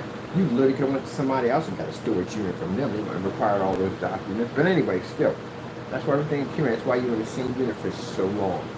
It just adds up. And then it's the whole copyright thing. That's another thing too. Because we're all sitting back thinking like, who the freak touches a copyright that many times? You literally touched a copyright like you had diplomatic immunity. Like you weren't going to be charged with anything because you're not responsible, because maybe You're not documented. Who in the right mind touches a copyright 167 times? Literally sent him down emails of the exact certificates for these copyrights. And he ignored every single one of them, just kept on hitting them. Because he thought you wanted to be charged with it. The other ones didn't hit it. Williams is crazy like a fox. And he didn't touch it. Danny didn't touch him. The only person who did touch him, and he has to be charged with it, is Wade. Because Wade tried to make a fake receipt and try to make it as realistic as possible by putting the cube up there. And that's considered to be copyright infringement. Because you didn't have my permission, so you're going to get hit with that too. But anyway, yeah. You're the only one who hit those copyrights like that. Because the rest of them knew at the end of the day that those copyrights are real. That can get them in a lot of trouble. See, the difference between these individuals is they're trying to make trouble, but they don't want to get in trouble. They want to make trouble, but they don't want to get caught. And if they do get caught, they don't want the trouble to be so great that they can't get out of it. Unfortunately, somebody messed up. But anyway, yeah. There's a lot of things that came up that raised a lot of red flags after he never came back. Because I got plenty of my friends, Dominicans, Puerto Ricans, Mexicans, you name it. You tell any one of them about not being documented, these guys will go in the house and show you paperwork. Here you go, bam, bam, bam, bam, bam, blah, blah, blah. This is the lawyer I went to, get my paperwork done. This is me at City Hall, I got my citizenship, blah, blah, blah, blah, blah. This is my certificate, blah. It'll show all that stuff right there in a hot second. In a hot second, it'll pull it out. And they were born here? That's the first thing coming out. Oh, please, man, I was born here. You gotta be kidding me. I ain't going nowhere. What are you talking about? There you go. Because that's what we are as human beings. We're known for backing everything up. Tell somebody you're not a doctor at the end of the day. Oh, I'm not a doctor. Say I'm not a doctor? Okay, here you go. It's my ID, blah, blah, blah, work ID, blah, blah, blah, blah, blah. That's what I go to work at. You call me anytime you want to ask the doctor so. They'll let you know when I'm on the floor. There you go. Oh, you want the Harvard? Brilliant. You want the Harvard? Yeah, I want the Harvard. They will literally go upstairs and pull a diploma off the wall and go bam in your face. I want the Harvard. Graduate. Top honors. That's right in your face. We're known for it. That's what we do. We back everything up. Like I do with my stuff all day long. Back it up. But we're known for that. Tell somebody not in the military. Oh, not in the military. Oh, really? Huh? There you go. This is me. This is my platoon right here. This is my so-and-so, blah, blah, blah, blah, IDs, all that stuff. This is where I was stationed at over here. This is where I did tour at over here. There you go. Because we're known for backing stuff up. We don't disappear for 11 days. Like Mr. Williams. We claim to be a person of the church. What did I ask you? I asked her a clergy ID. I asked her where you went to school for Bible biblical studies, the name of your church, people that can vouch for you. I asked you certain questions. Same thing they're going to ask you anyway. What do? You get in front of a Burlington Coat Factory and you start screaming on a short. That doesn't sound like a person to back yourself up. Even young people at the end of the day that are driving. Like, you're driving? Yeah, I'm driving. Really, you drive. Driver's license in your face. There you go. We're known for it. That's what we do. So that's how I knew it. He disappeared for 11 days because he's undocumented. So it doesn't really make a difference, Fernando. Say you are a doctor, which I can't see it. But now after 11 days, no. But say you are a doctor, you're still going to jail.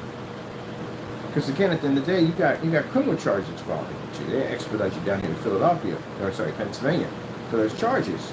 You're still going to jail either way. You had a copyright 167 times. Where do you think you're going at the end of the day? You're not going home. There's no way in the world. You got doxing, you got terroristic threats. Look at all that stuff. All that stuff is scanned into the system. There's evidence on you on all kinds of stuff. And you got the whole perjury thing going with the LLC nonsense. I'm pretty sure they're hitting you up every single day. So you're not really going anywhere. That's why, gentlemen, you need to find God. Devil's on your back. He is definitely on your back. With that being said, I got things to do. What time do we have right now? I like that picture. I saw that picture and I thought that's a fantastic picture. It explains it so much. And then for my Christian brothers and sisters at the end of the day, like I said, devil's on your back like that, don't worry about that. You know Jesus got you. Young Christians go through that. Young Christians who are still getting their feet wet and they're going through the trials and tribulation period. Never be discouraged. Jesus got your back. As you can see from Mr. Bird's life at the end of the day, where these individuals who follow Satan tried their hardest to try to Get rid of me. And as you can see, I'm still here. I'm still standing. God has my back. And how he's blessing us and continue to bless us. You see those wolves, gentlemen? That reminds me of you. That's you. Trying to attack me, the Lamb. And that's my Lord and Savior, Jesus Christ, blocking you. Yep. I'm gonna get over here, get some other work I gotta get done. I got leg work to do today. Good thing about it is we're not gonna get burnt, cooked, barbecued, roasted, sauteed, whatever you call it. Yeah, just it's crazy freaking hot. Gee whiz, it's hot. They said my breathing didn't act up a little bit, so that was good on top of that. Let me see. It's gonna be raining today. I plan to walk in it. Why do you walk in the rain? Long story, buddy. I'll talk to you, tell you about it. And every time I go out there downtown, I always bump into somebody interesting. I always got a side quest. I call them side questers. I always bump into some of the most coolest people. I bumped into a guy who was out there. He was just standing out there. And he was like, hey, buddy, I'll give you $2 if you ride in the elevator with me. He's claustrophobic. He's military, too. An older guy. A real older guy. Yeah, but grandfather at the end of the day. And he was claustrophobic. And I could see why he's claustrophobic. The elevator was a freaking closet. My goodness, you're going to need to update your freaking elevator in there. But anyway, yeah, I can see why it's claustrophobic. That thing was a closet in there. So we got up there, we got to talking and everything, and we got up in the elevator, got to the top floor, and it was closed. They weren't open that day. He said, well, yeah, I'll give you $2. I said, no, I'll keep $2. It's a pleasure to get a chance to meet somebody new. So I always meet people. I meet a lot of people down here. Mostly people with dogs. I meet a lot of dog people down here. A lot of dog people down here. I see people out there with pit bulls, and they got to be worried because people think the pit bull's a vicious animal. It's not a vicious animal. Any animal can be vicious. German Shepherd can be vicious. Freaking ankle biters, dude, will jack you up. Cute little things on the face of the planet will jack you up. They're little shark biters. But anyway, yeah, I meet all different types of dogs out there. And don't really get by. The only dog I met out here that was aggressive was that King German Shepherd. There's, I think, 3 of them down here. And one of them, I'm looking at that one, making sure that can't be him. There's no way in the world that his dog. There's no way he could be walking another dog and took someone's leg off. That dog, on the other hand, is on the other side where the park is at. And he just walks that thing to the park and back. You told me I can't take this. I got to put a muzzle on it, the whole 9 yards. This is a dog I take from here to there, walking around, bring it back in. That's basically about it. Those are alpha males. Those dogs are different. They're not the dog you bring around other people. Those dogs will kill you. Those dogs are no freaking joke. That's why he said it's not yours. I was like, oh, what the freak? What are you doing with that thing? But anyway, yeah, he got the real deal. He got something else over there. You couldn't even. It's not even. And the jacked thing about it is the dog's not even properly trained. Because you can have alpha males. You can train them. You can control that rage they have. They got this rage in them dogs. You can control them. I had an alpha male, and I got him controlled. I got him controlled where I can give him commands, and he would follow those commands. I can walk him without a leash. You can't walk that thing without a leash. That dog he got, oh, heck no. Because I seen when he had it on the leash, and that thing lunged at me, and I ain't moved, because I'm used to seeing that. I used to be around pit bulls all the time. So it lunged. So if it had the opportunity, it would have took me out. Technically, no. Because that wouldn't happen, but still. It would have had the opportunity, it would have taken me out. So that he doesn't have control over that beast. Mine, I had control. But the problem I had with mine was that I didn't have a life as long as I had the dog. Now, I kept the dog when he was 15. He died when he was 15. 15 years. He was 15 years when he died. But I had him for a very long time. But I couldn't have a wife, couldn't have kids, nothing. Because Tigger was something else. Tigger killed my old mother. Anyone that got around me, you were dead. That's all, too. That's how it was. And a friend of mine said, man, you have a heart attack in there? They'll have to kill your dog to get to you. Yeah, they're going to have to kill him to get to me. Because he won't let you near me. He was something else. But I had him trained. That one's not trained. It's not. At all, period. But anyway, the other one had a king, too. He definitely had a king. That's why I know the difference between the dog. There's another guy who has a Belgian. I've seen the Belgian. And I forgot what my sister has one. But hers is not a king. And it's cool. I thought the dog. The doodles, I finally seen that thing. I knew there was somebody said somebody had it around. I finally bumped into the owner. I was coming back from the store to pick up a t-shirt. Jumped to go pick me up a t-shirt. Yeah, I bumped into the owner who had that those dogs. There's 2 of them. Somebody said somebody had them around there. I said, really? They got them doodles? Doodles on there. Sure enough, they did. bumped into when I was coming from the store. They got a black one, they got a white one. They're big too. That's a big dog. The Labrador Retriever. No, not a Retriever. A Golden Retriever mixed with Poodle. And it's not the poodle. People think it's a small poodle. No, there's several types of poodles. We had a poodle called Sophie. It was about the size of maybe like a German Shepherd. It was a big, big poodle. Then we had toy poodles, the smaller ones. So they took a dog about the size of a German Shepherd, that poodle, and mixed it with a Golden Retriever. Golden Retrievers are big dogs. That's a big dog. That's a very big dog. You see a lot of French Terriers, among them pugs, stuff like that. I haven't seen anything. I haven't seen any. I haven't seen any huskies. We do see huskies. We see huskies out here. I haven't seen any Shar-Peis. Some Shih Tzus. I've seen Shih Tzus. French Terriers, Bull Terriers. I've seen them out here. Great Dane. The person over here across from the church, the Reverend over here, he has a Great Dane. I've seen him a few times walking that dog. That's literally a freaking horse. Corsas. I've seen them. They have a lot of pit bulls. Pit bull mix. Somebody had a pit bull mix with Great Dane. That was the most interesting. That was an interesting dog. So it had a pit bull kind of face, but it had the long jawline of the Great Dane, and you could see the paws were massive, really big paws. And it was spotted. It was cool. It was spotted like a cow. A kind of a gray and white with black spot. It was beautiful. And I think I do something with that. Now, see, people, when you have dogs like that sometimes not all dogs mix well, but you get a good mix like that, this dog can make you super rich. Because that's the thing now. When I was coming up as a kid, if you had a mixed dog, it was called what? A mutt. That's what they were called. You had to have pure breed in order for your dog to be worth some money. Now it's a little bit the way around. The dogs that are now called mutts are now considered to be hybrid dogs. They're hybrids. And hybrids cost money. Somebody got the idea of mixing a poodle with a what do you call it? Just right there, a Golden Retriever. Them dogs are worth like $800-900. But back when I was coming up, they were called mutts. So if you got an interesting breed that mixes well together, has interesting features and stuff, you're going to make some money off that. And I explained to them, like, look, at the end of the day, people will pay money for that dog. I'll pay money. I want one. That's how beautiful that dog was. And then it had colored eyes. We had a dog around here that had a gray eye, and I think the other eye was blue. I'd never seen that before. I said, what are you doing? Like, you're not mating it? I want one of them. I got his phone number and everything. So when I get my farm up here, I'm getting one of them dogs. The person got that mixed breed dog at the end of the day. I said, here's my phone, here's my information, blah, blah, blah, blah, blah. When you have puppies, contact me. I'm picking one up. Yeah.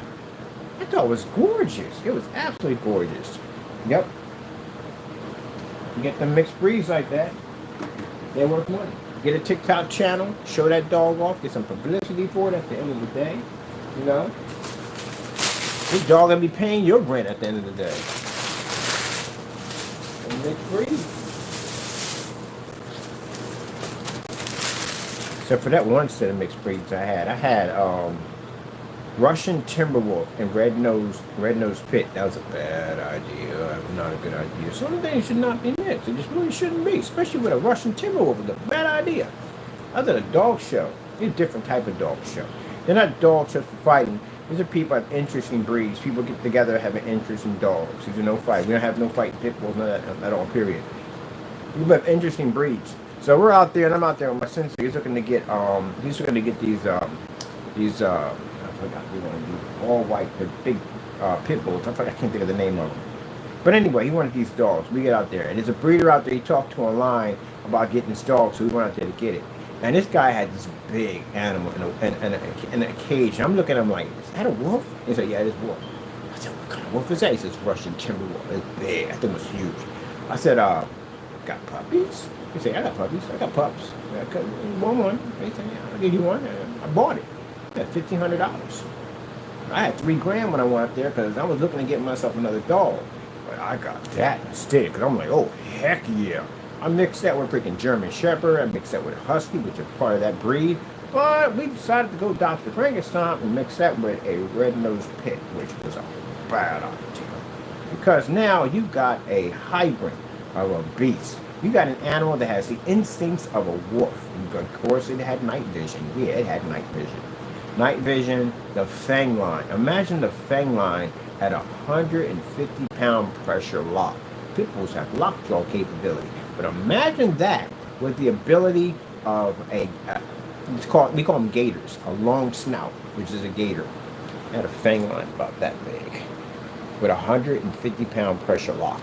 So pretty much what you would call it is it's a gator at the end of the day. Like with a death row attached to it, but it's a dog instead. So if he were to basically sink into you and lock that in, you're screwed on so many levels. It's not even funny how badly that's going to be. Yeah, that thing was literally, there was something else. At 6 months, they showed the instinct of wolves. They slept in packs, which I found interesting. There were very little fights on territory or maybe for dominance of command of the pack. That's pretty much it. One of the dogs became that leader of the pack. Whatever he did, they reacted the same way with him. He ate first and whatever, so it was just weird watching it. And then it got to a point they became hostile toward me. So the first time I realized that the dog had the ability to be able to read it at night.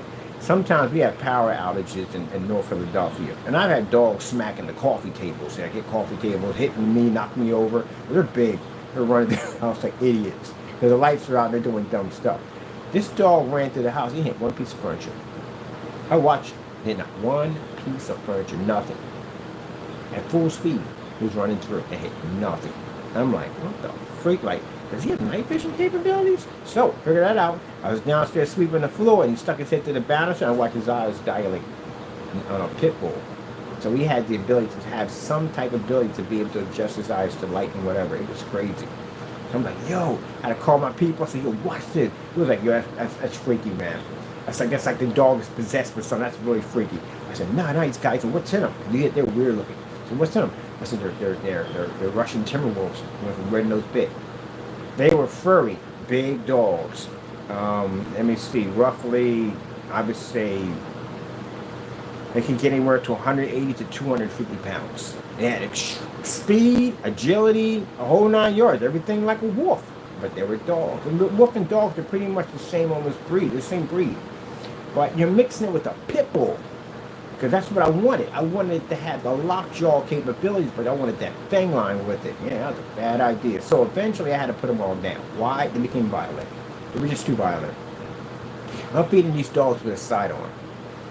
Because the way they're acting, they're looking at me. I turned around. The first time I walked in, I realized I saw the first dog. I'm looking at him like, why are you here? And why are they back there? And I wanted to turn around. They were all standing up behind me. So I had to back up slowly as I walked out and shut the door. And they jumped on the door. And I said, okay, this is how we're going to do this at the end of the day. All right, no problem. So when I came in with my gun. I had to basically set the room up a certain way so I could feed them without getting chewed up. So now they're dangerous. They're dangerous for me. And I'm like, I don't know, man. I don't know what I can do with this, man. At the end of the day, I was going back and talking to my senses. It was a process, a time process. He's gotten dogs that were extremely violent that could attack him or could have hurt him. But he's trained at the end of the day. He's good with it. So I'm like, why do you keep something that's dangerous like in your basement? That dog was crazy. That one dog was crazy. I don't know what. Like, that dog was crazy. And that dog got out. We were all dead in that basement, except for him, because, we were trained to take it out. I'm like, man, can't get too close to it. It's trying to take your head off. That's what happened to one of the guys. He was like, can I feed your dog? I said, go ahead. He said, don't get too close to the dog. Give him the tray and slide it over. Don't go give it to him, slide it over. Man, it was funny as I don't know what. We watched this nonsense go down in the basement. He goes to get next to the dog. The dog jumped over that bowl and went to go get him. He preferred him than that food in the bowl.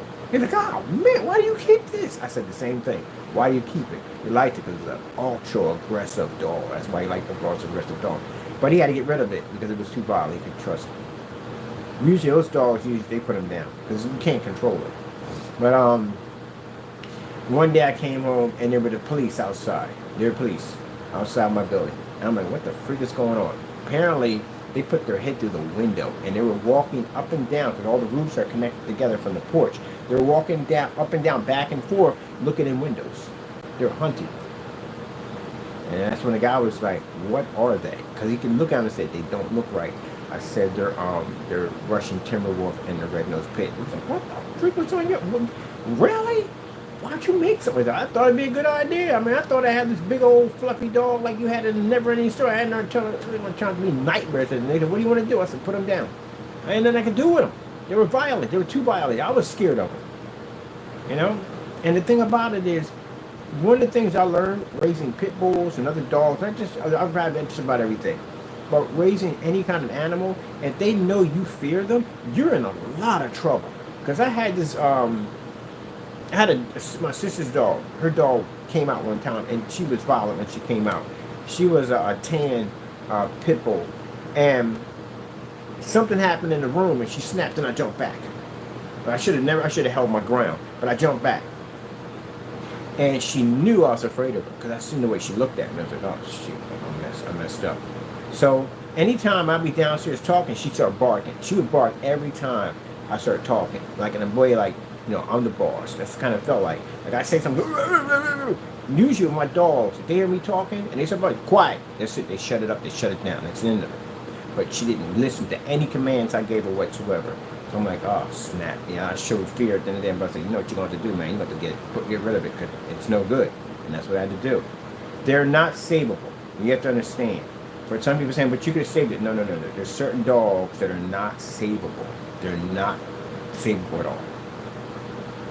When she came out, she was very violent. Very, very violent. So if they sold you that dog to SPCA, you would have had some problems. They would have attacked your kids, family members, whatever. It's just some dogs that have come out very violent. And it's not because they're abused or anything whatsoever. They just come out violent. Tigger was like that. Tigger was alpha male. He was a very, very violent dog. If you basically, even if you looked at him the wrong way, he'd take it as a threat. His chest would puff up and he would get ready to go and attack me. Like, calm down. And he'd shut it down. At least he listened when I told him at the end of the day. But yep. Fortunately, that happened. Now we have Taco, the dangerous, fearsome Taco Kitty. That runs with the speed of 1,000 Taco Kitties. He runs with the speed of 1,000 Taco Kitties. But this time around, I get dogs. I'm going to get something a little bit for him. It's more for him, not for me. Because he wants a dog. He likes dogs. Ain't that right? You like dogs? What kind of dog you want? We've seen all kinds of dogs. You like the French poodles. You like them. The doodles. The doodles are big. They're big. You like them.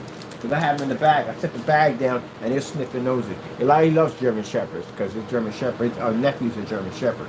So they've been in, they talk from time to time. It's funny how he licks Taco. When Taco lets him lick him, his whole tongue covers his whole face. Like, look at that. That Jerry curl. Just lick to one side.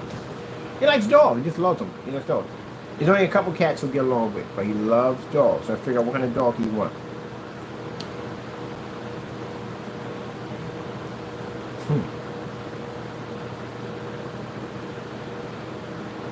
I think you and the Shih Tzu would be along perfectly.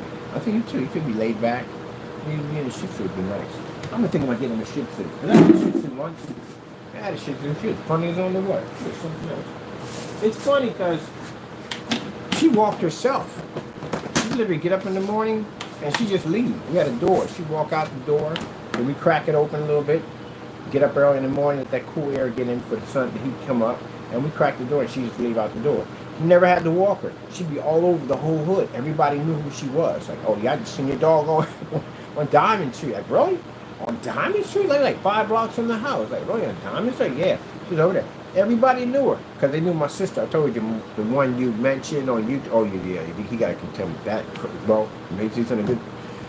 Woo, man, I'm gonna leave that one alone. Anyway, so they know her. She's connected throughout that neighborhood, and they knew that was her dog. Because every time they would see her, she kind of gravitated to the dog. I don't know, they liked each other for some reason. The dog was mean. That's a mean little dog. We got it from somebody else who died and couldn't afford to take it. And my mom took it in. My mom loves animals, and she took it in.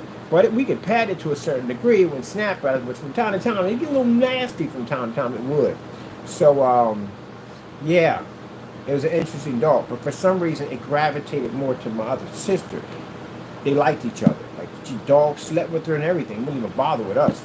But anyway, she'd be out there with the dog, dog's hair all done up, and she get her hair done nice, and they'd walk around. That was her dog at the end of the day. That became her dog. First time I seen my sister gravitate to a dog, being a dog person. But anyway, all those people out there that she knew, her people at the end of the day, knew that was her dog. And the word was, if you see it, don't touch it. And That's what they did. They didn't touch it. That's the person you mentioned. I talked to him today. The guy some heavy ties, very, very, very, very heavy ties. But anyway, that's another one of his own by itself. You need to get saved. You need to find God. Literally, you really do. We're not getting any younger at the end of the day. We're all old in my family. You know what I mean? Everybody got a foot in. So you need to get her life together, find God at the end of the day, cut that world off and be with Jesus. But anyway, yeah, everybody knew that was her dog. And they would contact me, yo, man, I just saw your dog. Like, where was she at? Where was she at? All the way up on Diamond Street. Diamond Street? That's 5 blocks from the house.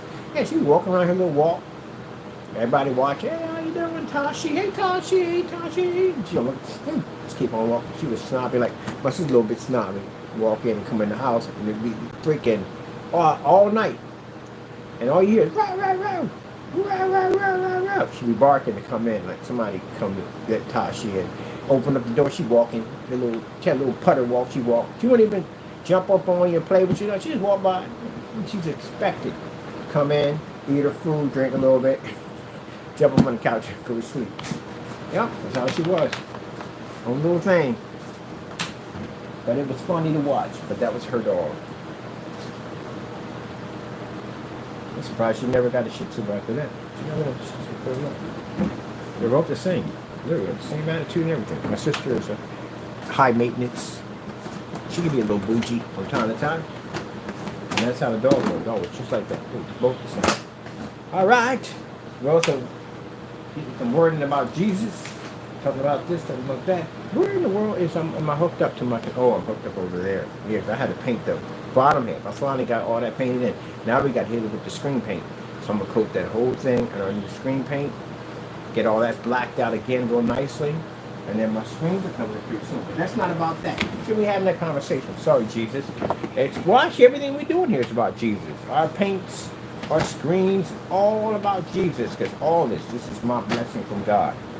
This is my blessing from my Lord. He's got a couple more blessings for us to make. I can't wait. He actually got a lot more for us to make. But, you know, getting us to it.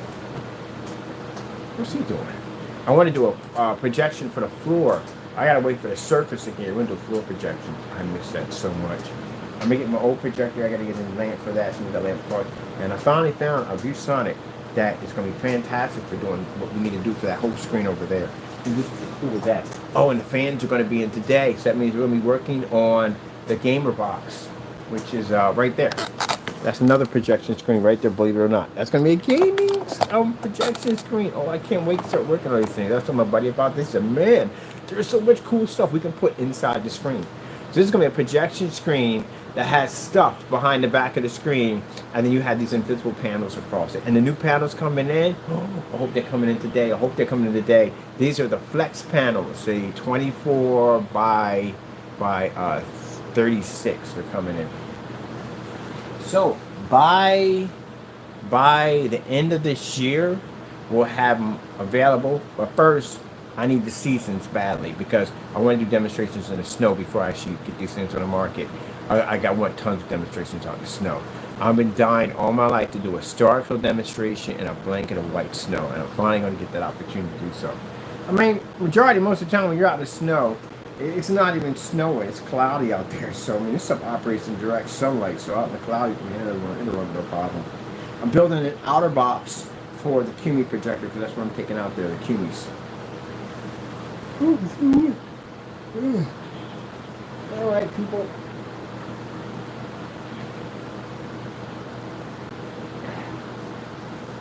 Yep. Yeah, for me, constant work at trying to be a better person. I am. Every day. You know, sometimes if I delete a video, it's not because I'm hiding the evidence, because I just don't like the video, period. I thought I could have did a better job. You know, one of the videos I did, I thought I was bragging about them being locked up. I didn't like that. The Lord spoke to me right there on the spot. He struck me. That's what I love about Jesus at the end of the day. I love him so much. When I'm doing something wrong, he will bring it to my attention I'm doing something wrong. I felt a little tightness in my chest, and the Lord's having a conversation with me. Thank you, Jesus, for that. Because I'd rather have the Lord scold me and chastise me when I'm doing something wrong. That way I know how to do it correctly to serve him right. That's why I'm happy. When the Lord chastises you, it is a beautiful thing. Because that means he loves you. He's looking out for you. You'll continue down that road if he doesn't stop you. And that's what I love about that. So I leave the video to the Lord say you're not supposed to rejoice when your enemy falls. You're not supposed to do that. Can't rejoice when your enemy falls. I'm human at the end of the day. I get a little bothered, and I tell you why. I work, gentlemen, very hard at my business. I work every single day. I love my job. I love what I do. It's my passion. And you have taken something that I enjoyed and done this with it. You went out and made this huge campaign about me being these rip-off artists and scammers, and I was robbing and stealing from people. You did all that nonsense at the end of the day. All I did was start a business. That's all I did. And because you were jealous and upset by my work, this is what you did. Now, what you ran into is a business that I give to my Lord and Savior. This is all his blessings at the end of the day. And you attack God also. This is the reason why you're in the situation you're about to be in. Well, I got phone calls to make. You're already in bad situations, but I have to make these phone calls because you have to be prosecuted for what you've done. You don't get a get out of jail free card. No one gets that. I didn't get one. So, you have to go through it. But you attacked me for something I never even did. And when the time comes for Judgment Day, you'll be brought up on your sins if you're not saved. And before God and me, you will know that you know what you did wrong. You literally attacked my company and said nasty things about me because you were jealous of my work. It's the same thing like the repeating, and I would never call myself Jesus Christ, but that's the reason why Jesus Christ was treated so bad. The Pharisees were very upset by Jesus. They didn't like the fact that he was going around and healing people, and the people were flocking to him. They didn't like that because before Jesus came there, the Pharisees were making money. They were false prophets. They were going around twisting up their faces and make it look like they've been fasting for many days. They were basically doing fake taking demons out of people. They were doing fake, what do you call it, forgive it, exorcisms or what they call it. That's what they were doing. And they were doing fake healings, all this stuff. They had a business making money off ripping people off and scamming them, making them believe that they were doing something they weren't doing. They literally turned God's house into a den of thieves. They're in there selling all kinds of sacrificial lambs, telling people, hey, if you really want to get saved, you buy this. And if you don't want to get saved, you get that. You get a minimum prayer with that. They were just doing all kinds of stuff. And God got tired of that. He said, okay, that's it. I'm going to send my son down. This is going to be the final sacrifice for all things. The final sacrifice, the last sacrifice. And that's when Jesus came down. The devil was running all that. He was down there running all that madness down there. Guys, we got to put an end to all this. The devil Satan's doing too much. So he brings Jesus down there. And the Pharisees were upset. They couldn't figure out how in the world does this man have this great doctrine? How does he know all this stuff? He's only 30 years old. Jesus didn't even have any gray hair.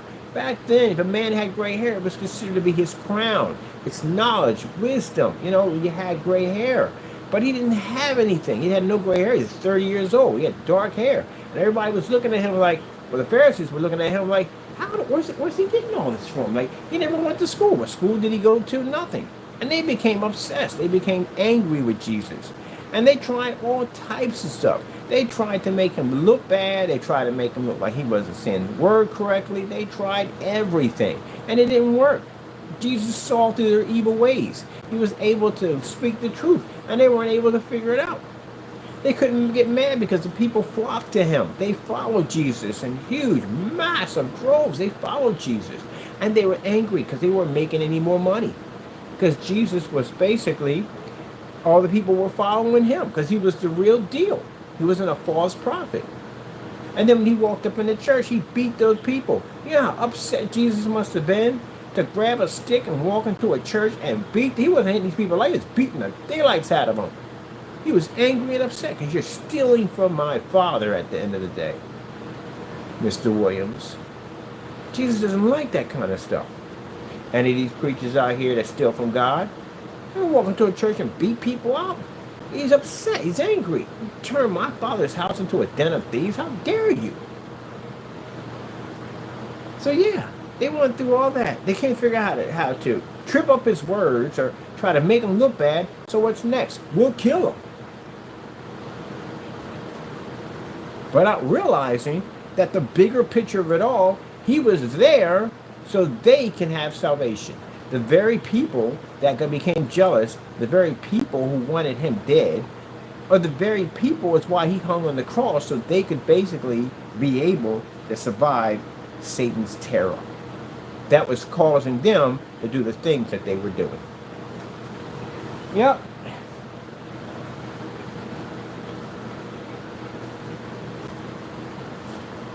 So, you know.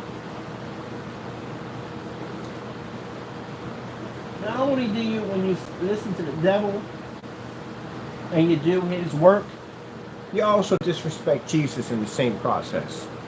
Because here it is, someone came here and went through the torment of being beaten, spit on, and everything else you can possibly think of. Can you imagine? You hanging on the cross, someone taking nails and sticking them through your hands and through your feet, and hanging you up on the cross. Your flesh is tearing. Can you imagine going through that type of pain for people who don't even know you? Some people get upset. You open up a door for them, they don't say thank you. They get upset. You see people do the memes. They grab somebody, bring them back out, and shut the door behind them. They get upset when people say don't thank you. So imagine someone did that for you. Somebody went through all that torment, all that pain for you, so you can enter into the kingdom of heaven. And yet you choose to follow the devil. That's why when you leave off this earth in the next life, there is no mercy for you, because the options were there for you. My son came here, he died for you. I made that possible. I sacrificed my own son for your life, and this is who you chose to follow. So in purgatory and hell, you will suffer beyond.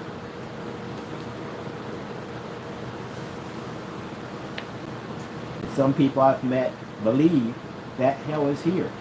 Hell's not here, trust me.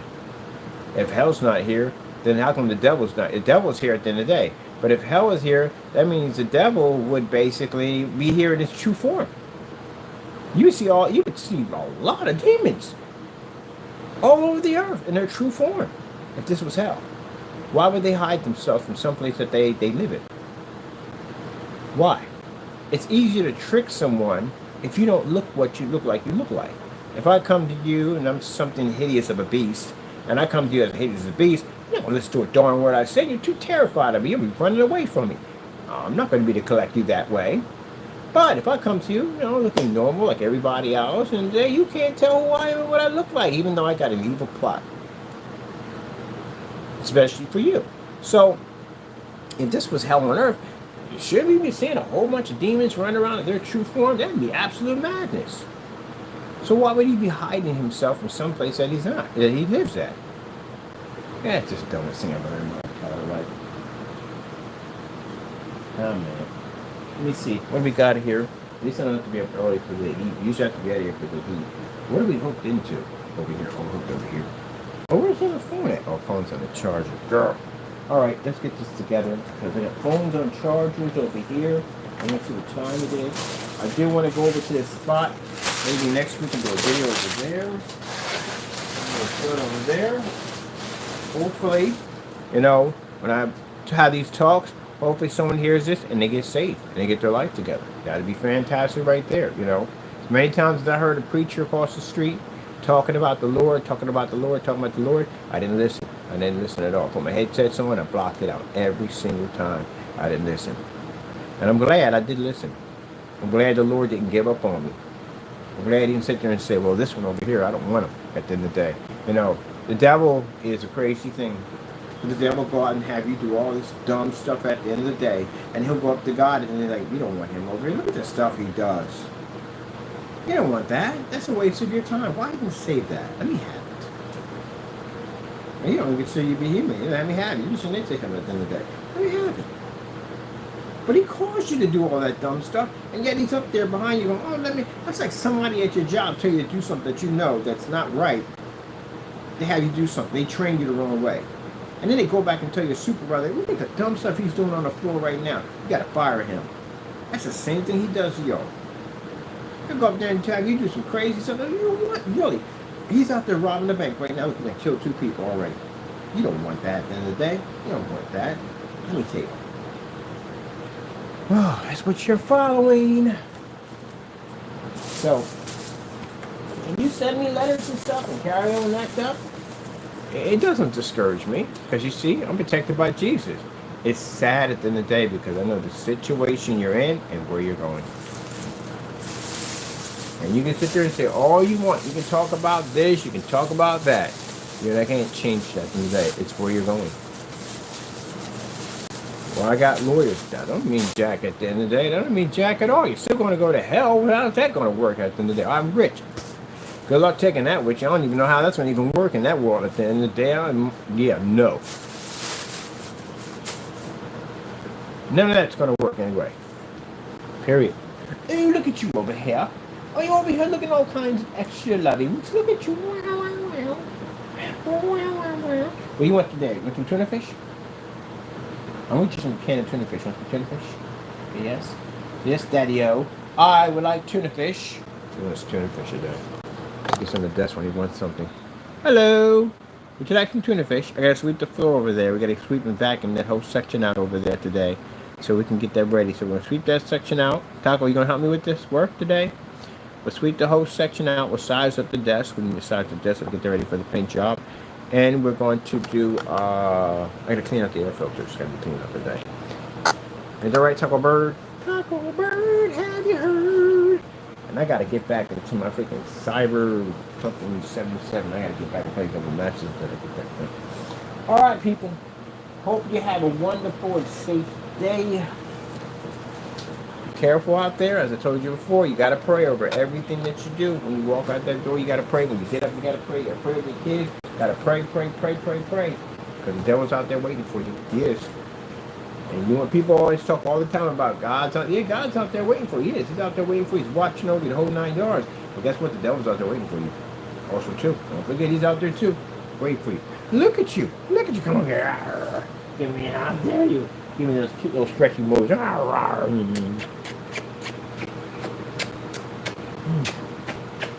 Gotta pay the kiss tax. You gotta pay the kiss tax. How dare you? Alright, that being said, gotta go. Thank you for your time and God bless. Of course, we thank our Lord and Savior for another beautiful, blessed day.